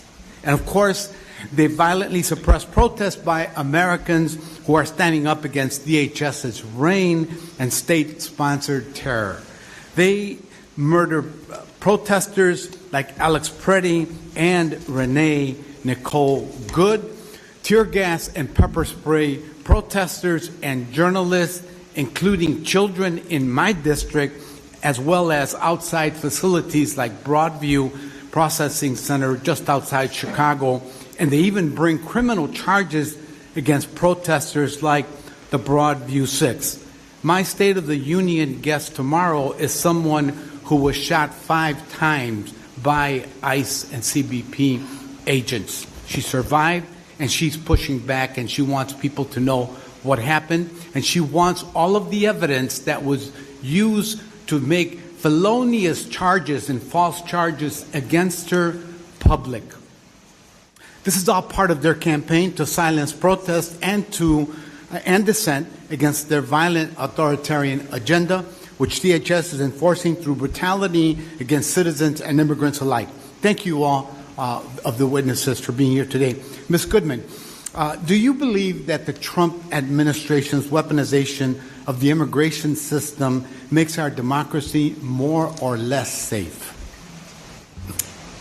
I think it makes our democracy less safe. I think it's clear that part of this administration's agenda is to use the DHS law enforcement forces as a speech suppression tool, as we've seen in so many ways, and to make people afraid, not only immigrants or people in immigrant communities or share households with immigrants, but more broadly to make people really afraid of engaging civically at all. And I do think that is a real intention. Thank you. And Ms. Goodman, how does this weaponization affect not only immigrants, but every person in this country? We all hold these rights in some substantial way as collective rights. As Ms. Rowland was describing earlier, the culture of free speech is really mutually reinforcing, and we don't, when particular individuals or particular communities or particular viewpoints are targeted for speech suppression, that sends the message that dissent generally is dangerous and impoverishes our discourse. Thank you for that. And that's why it's going to be so important that when Democrats take power, that we enact legislation that protects nonviolent protesters and prohibits viewpoint discrimination. Because after all, we live in not normal times, and it requires for ordinary people to engage in extraordinary efforts to reestablish democracy and freedom of speech for everyone in our country. Thank you all for being here today. I yield back. Thank you. And at this point, I would recognize Representative Johnson for 5 minutes. Thank you, Congresswoman Scanlon, and thank you, witnesses, for your appearance today. I'm sorry for getting here late, but better late than never. The Trump administration is coming after our neighbors and attacking civil society, and Americans have responded by taking it to the streets and exercising in a nonviolent way our First Amendment rights. But an engaged and informed citizenry scares the hell out of the Trump administration. And so they have responded by physically attacking and assaulting peaceful protesters. And these Department of Homeland Security, ICE, and Customs and Border Patrol thugs are the ones who've been doing this work. Their ranks have been plussed up double, 10,000 new agents with the passage of the big ugly bill, and with $170 billion for that agency to use as it militarizes the streets of America with these armed thugs. Now, these are folks that can't invest in uniforms, but they can, according to the report just issued by Senator Adam Schiff, they can be equipped with modern battlefield weaponry. This is what they are doing. They are spending quadruple the amount of money this year on military armaments for ICE and CBP officers than they spent in all of the previous year. So 360% increase. I forget the amount of the figure. It was like maybe $400 million going to purchase arms that are now being deployed by officers. These guys don't have uniforms. You know, you look at a picture, you can see a guy in tennis shoes and jeans next to somebody else who's got camouflage on, and somebody else who's got some other type of jeans on, and they all have these military helmets, the flak jackets. They have the cans of riot, what do you call that stuff? That they sprayed into Alex Pretty's face. And spraying into the faces of everybody who gets near them. They have cans of that, dispensers, they have 9mm, they have assault weapons, they have helmets, they have flak jackets, and they are ill-trained, and many of them, we don't know who they are, but I suspect, since they're being recruited over racist advertising in on far-right platforms, that's the kind of people that they are attracting, misfits from society, equipped to the hilt with military-style weapons, patrolling our neighborhoods, stopping people, pulling them out of cars. And now we hear the administration talking about using armed agents in the upcoming elections. Elections, there's no right to vote in the Constitution. So you got to assume, though, that that right to vote is a way of communicating. That's a First Amendment right. You're speaking through your vote, but they want to suppress that. Ms. Goodman, within the last few months, your organization has filed at least one lawsuit against DHS and federal agencies for violating individuals' constitutional rights. Your organization also works to protect elections, including protecting voters' ability to participate meaningfully in the process, free from intimidation and harassment. I'm concerned about the confluence of these two things. We are seeing an increased presence of military law enforcement in our neighborhoods, and now we know that the midterm elections are approaching, and the Trump administration has said that they are going to deploy armed thugs and misfits around our polling places. If they are deployed, or if more are surged onto our streets in the fall, do you worry that these ill-trained, armed, military-style militia types will pose a threat to the freedom of speech as exercised by voting?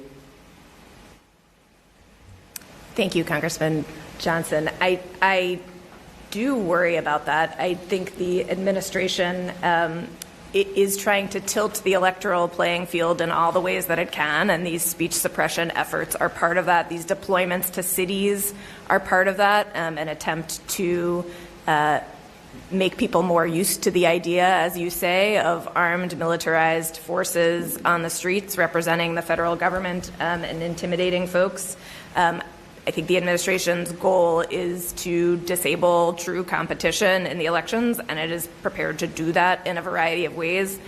As we've been discussing, I think self-censorship is still a big part of that. So Americans need to know that you have the right to vote. And I hope and expect that in the ways that we've seen people in Minneapolis come together to protect their rights in response to these deployments, we'll see those kinds of coalitions and mutual aid organizations arising to help make people feel empowered to cast their ballots, even amid any of the kinds of tactics you're alluding to. Thank you. Trump's Department of Homeland Security has used white nationalist and anti-immigrant images and slogans in its recruitment materials. Its recruitment images feature white people almost exclusively, while DHS's social media disproportionately posts images of black and brown people accused of violating federal laws. Do you think that their presence at the polls will particularly impact black and brown people's freedom of speech as they exercise it by voting? I think we can expect to see that the places these troops and forces will be deployed are places where the administration expects the vote share and the communities would be voting for its opposition, and it certainly is afraid of the voting power of black and brown communities.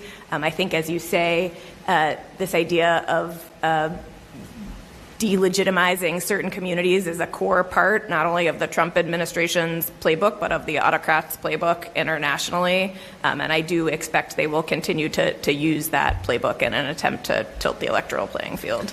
Thank you. Well, again, I appreciate you all's viewpoints. Thank you for coming today.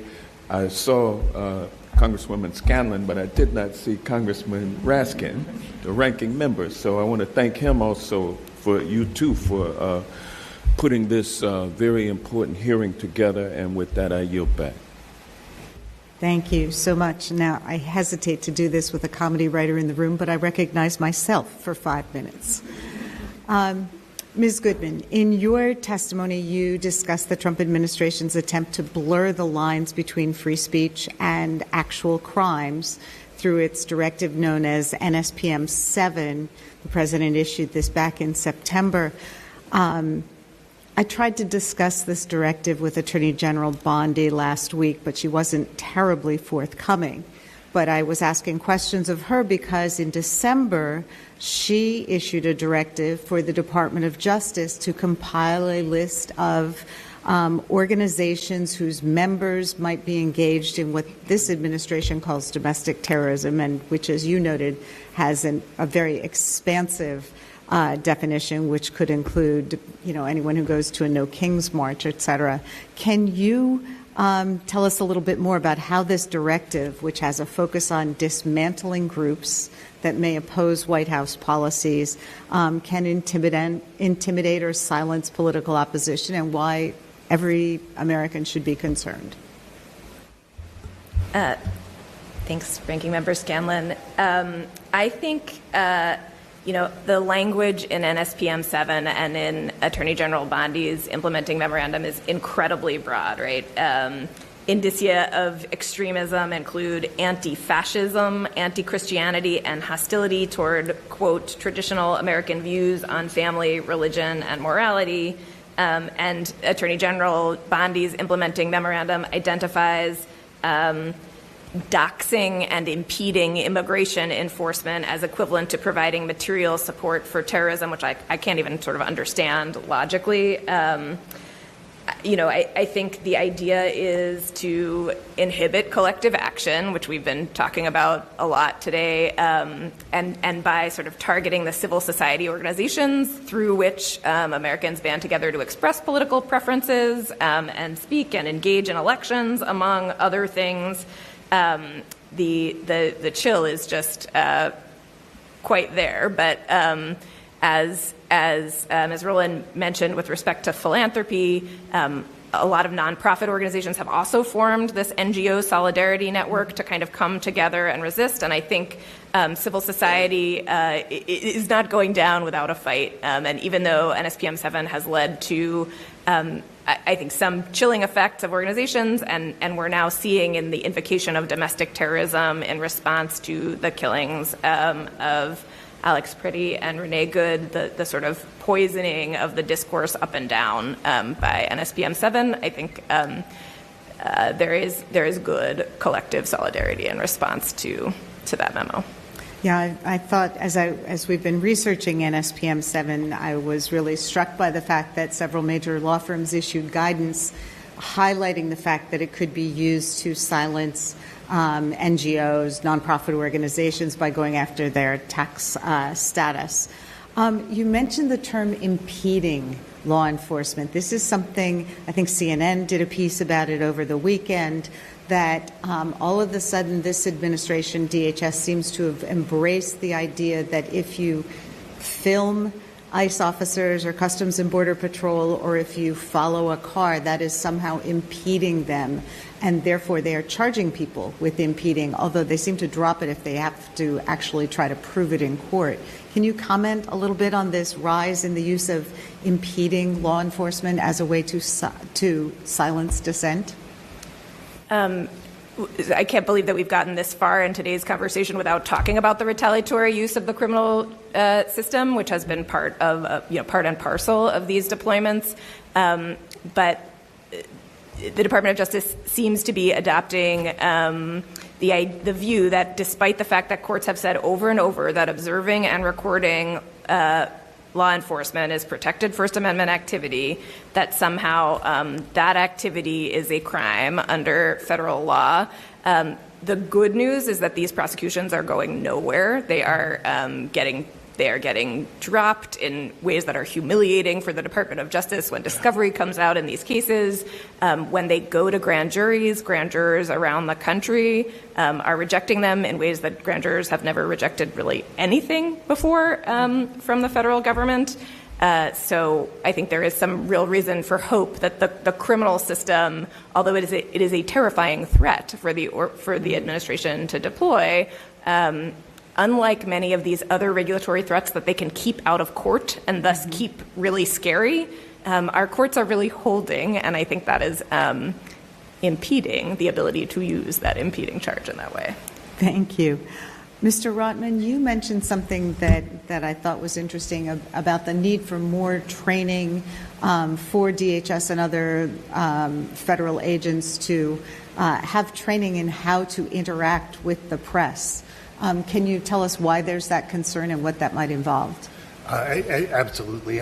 So the concern is from both anecdotally and the high-profile instances that we've seen recorded on video, where journalists have come in the middle of protesters and DHS agents, and it's crucially part of the concern is that the Department of Justice, because of the nature of its mission, has had a long-standing institutional culture of interacting with journalists. For instance, the Justice Department, even though they were weakened under Attorney General Bondi, still has policies in place that limit the ability of departmental investigators and prosecutors to get information from journalists. And so it's really baked into the culture. And with DHS, there's a concern that because its mission is more focused, it has had less opportunity to create that institutional culture. And so we at the Reporters Committee have asked the department for a meeting precisely because we think it's crucially important that the department comprehensively train all of its agents and all components of DHS on how to interact with journalists. And for instance, one policy We train both newsrooms and law enforcement around the country at all levels on best practices for interacting with journalists. One of those, we call it arrest avoidance. If a journalist is detained, even if there's reason for that detention, it's dark, it's difficult to tell who's who, that as soon as that person says, I'm press, the officer is trained to let them establish their status as a journalist, let them go, let them continue to report, right? So there is that independent documentation of the protest activity. And so we've asked DHS to implement training on that and other similar policies that would limit negative interactions between officers and journalists. We haven't heard anything back. The last we heard was the Assistant Secretary for Public Affairs, Tricia McLaughlin, was asked about our letter and another from news organizations in New York. And effectively, she said that we take all precautions, but journalists should be careful when covering immigration enforcement activities, which respectfully, I think, is the wrong message to show. Journalists have a right to be there. They have a right to record. And DHS officers need to be trained to a person to respect those rights. Right, and just recognizing the fundamental importance of the free press and the ability to inform the public, as you said, baking that into these processes. Ms. Kalb, you have talked a little bit about the unique role of humor in exposing corruption and hypocrisy, and I was struck by something you said about humor or a laugh being when truth is exposed through comedy.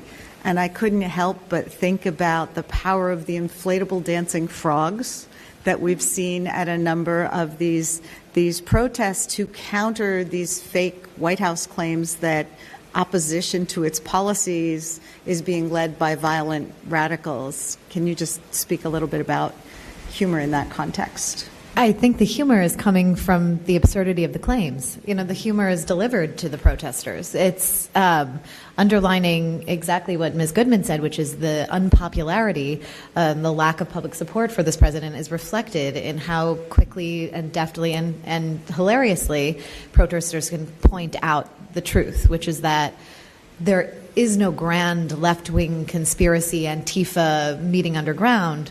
What's happening underground and is actually, any nefarious anti-governmental conduct is happening in the Oval Office. This is deputized by the administration itself. And so I think comedy is, I also want to be clear. I think that it's nice to have comic relief, but of course the real work that is being done are by the legal defenses, the representatives who are making sure that protesters have every right to dress up as silly frogs and make their points and reveal the truth without meeting the same fates of Alex Preddy and Renee Nicole Good and others. And so I think, yes, may there be more dancing frogs, and may the people here do the work to keep them dancing. Thank you. Sort of to that same point, one of the challenges has been the amount of disinformation coming from the administration and this idea that there's some vast left-wing conspiracy. But Ms. Rowland, you've talked a little bit about civil society, the pillars of civil society, and how important it is that people don't self-silence. I mean, as someone who worked as pro bono counsel for a large law firm for 15 years, it was really, really distressing to see major law firms roll over when confronted by this administration, and even more distressing when we saw that those firms that did stand up very quickly had their First Amendment rights vindicated. But so can you just talk a little bit about the collective action that we would like to see from law firms and media and universities? I think labor unions and faith groups have been doing the best job at standing up so far. I agree with you. I think civil society has shown real backbone. I'm glad that Ms. Goodman mentioned that NGOs and civil society are also coalescing around this. I think, Ms. Kalb just said, it's the lawyers who are doing the real work to defend the frog's right to be on the street. That's half true, right? But if it weren't for people out living expressive lives, First Amendment attorneys would have nothing to defend, right? We defend it in principle, and people raise their voices in practice, right? And that's the kind of beauty of our democracy. So I think It is, you're absolutely right to call out those groups in civil society, and I think I'm, however, going to resist the urge to appeal to the better angels of corporate nature and actually say it's also good business. After the law firms that refused to capitulate went public, they gained some clients from some of the law firms that did roll over from the beginning. Boy, I'm really picking on Columbia today. My apologies to the Columbia gods, but their student enrollment and their average test scores went down dramatically last year after they publicly caved to the Trump administration's beliefs. And I certainly know for my part, I'm far more interested in visiting a library or a museum that has made plain that they're there to accomplish their mission, right? To give us great art, to give us places of inquiry and learning, rather than someone who would, be a mouthpiece for federal propaganda, right? That is a different mission. So in addition to the kind of ethical and constitutional framework for collective action, there's also should be some self-interest. And we as consumers and members of civil society should exercise our preferences to really praise people.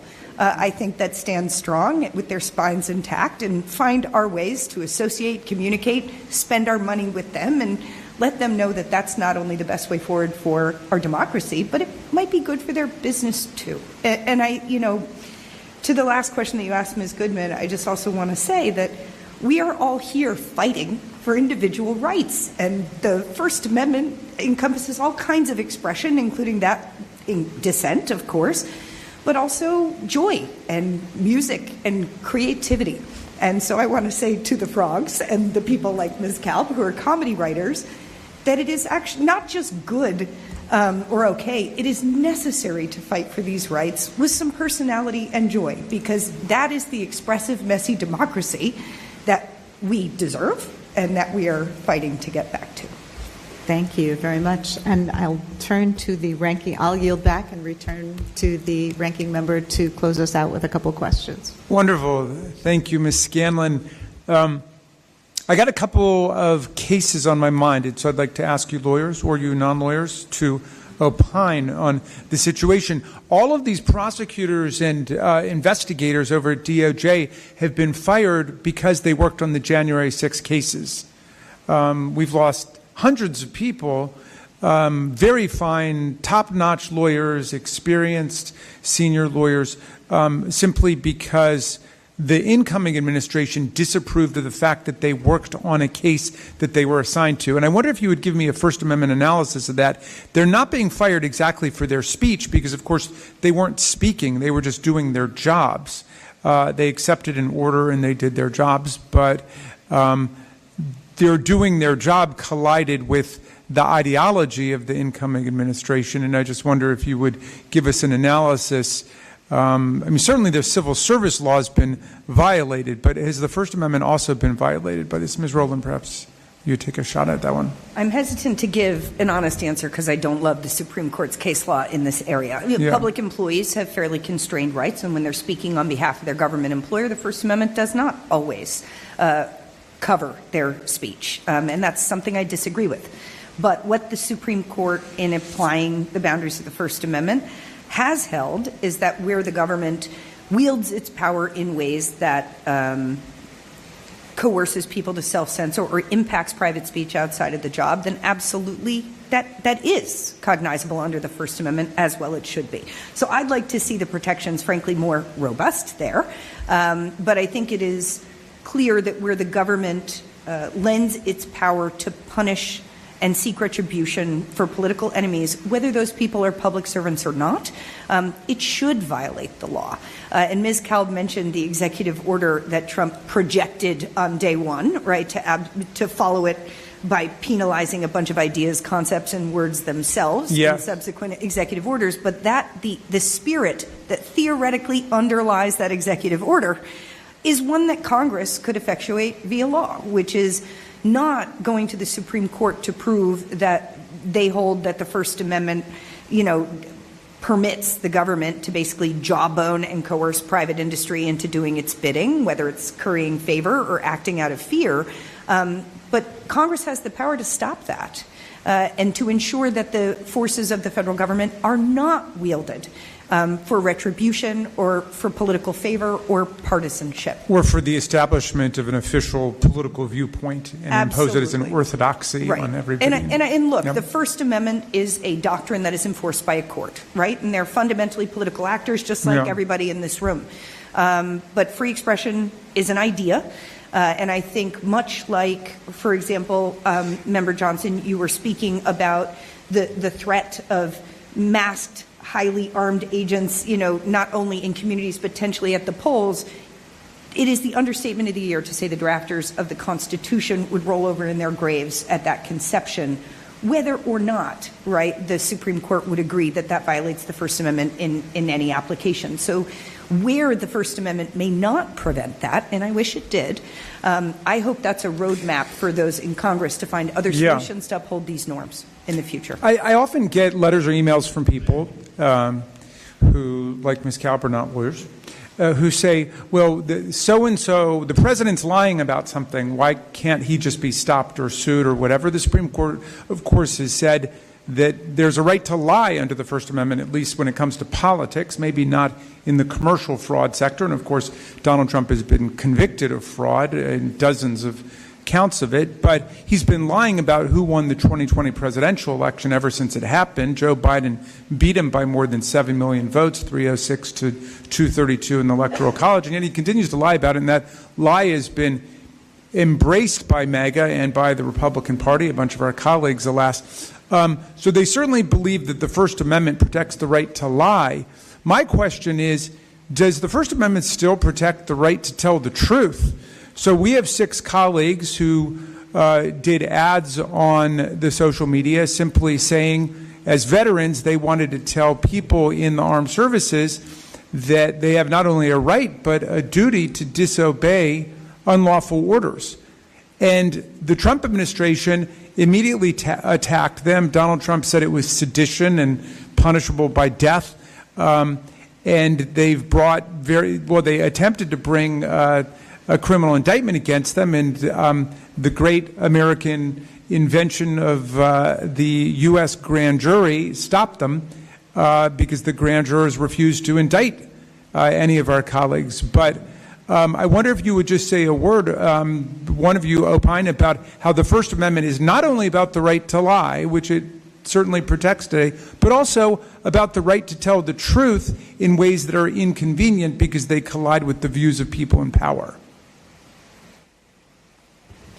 I can take that one just on the 6 members of Congress in particular and the speech rights of veterans that, again, were intended to be chilled by the actions taken against them, right? The administration wants veterans to believe that if they engage and speak out in ways that are critical of the administration, of its harms that it's doing to our national security, of the ways it's changing the practice of law in the military, of its disrespect to troops in uniform, that they can be punished with rank reductions or cuts to retirement benefits and maybe even prison time.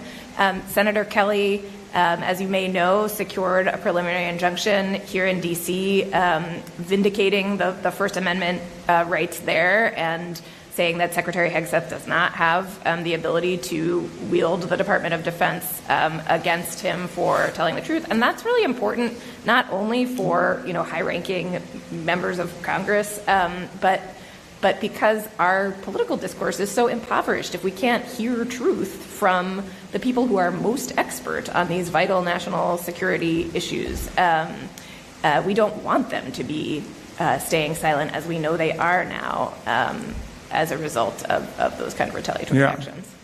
All right, I got one final question, because before I left academia and became a washed-up loser law professor and a member of Congress, I taught First Amendment. I used to teach my students that the First Amendment's kind of like an apple, because everybody wants to take just one bite out of it. Somebody doesn't like racist speech. Somebody doesn't like anti-racist speech. Somebody doesn't like misogynistic speech, somebody doesn't like feminist speech. Everybody's taking a bite, and then once everybody's taken their bite, guess what? There's nothing left at the end. So if you want to stand by the First Amendment, you've got to accept and tolerate the speech you abhor as well as the speech that you agree with. Now, a lot of our colleagues on the other side of the aisle who are not present with us today have struck the pose of great free speech warriors during the Biden administration. Their big case that they talked about was when the social media companies, allegedly in league with the Biden administration, or rather the national security companies, notified the social media companies that, the national security agencies notified the social media companies that there was some disinformation afoot online. So if Vladimir Putin was putting out some propaganda online, giving the wrong date for an election, or if somebody was saying, injecting yourself with bleach is a cure for COVID-19, they would notify the social media companies and then allow them to take action. And this, our colleagues thought was such an outrageous violation of the First Amendment that we had hearings after hearings about the fact that national security agencies were actually contacting the social media to alert them to the existence of disinformation online. Okay, that was the most extreme thing they could come up with because we talked about it for several years there. Now, compare that to shooting American citizens in the face for protesting against a federal government agency. Compare that to telling law firms and their lawyers that they will never be allowed to work in the federal government, get a federal contract, or enter a federal building, including a federal courthouse, because the president doesn't like one of the lawyers who worked at their firm. Or telling a university that the federal government is essentially going to take over their operations, curricular, admissions, faculty hiring, and so on, because they believe that the university's done something politically incorrect. I mean, you can't, those are two completely different worlds. You can't even compare those things. In fact, the Supreme Court, and I think the name of the case was Missouri versus Murphy, rejected the very claim that was being made by our colleagues and said there wasn't even standing to challenge it. But in any event, meantime, there are dozens of courts that have been finding the Trump administration in violation of the First Amendment free speech. But the question I want to ask you is about the question of First Amendment integrity and consistency for those of us in public life.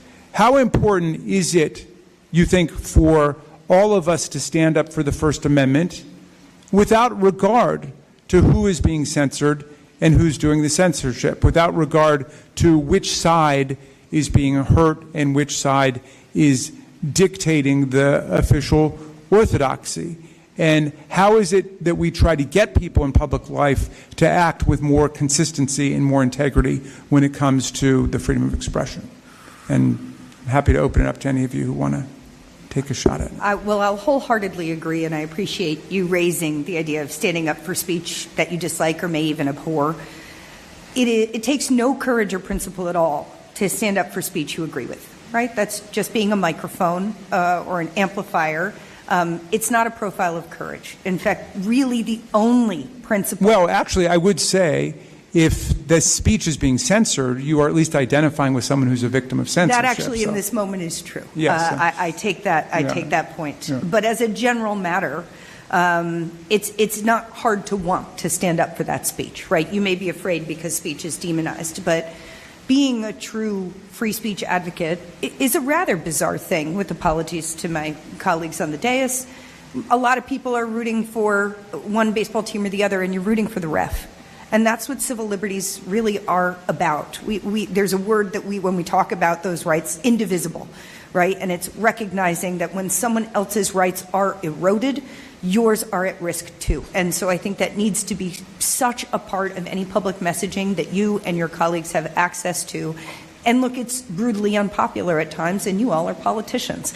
But I think there is an immense benefit to our ethics and, frankly, our constitutional democracy. Well, I appreciate recognize that. Yeah. across the spectrum of political beliefs. And it's really the only thing for me that keeps free speech alive, is when we all find that moment to reach out across the aisle. And it's one of the things I really appreciate about Jimmy Kimmel's return to air, that he took the time to give a monologue where he thanked people who disagreed with him first, because he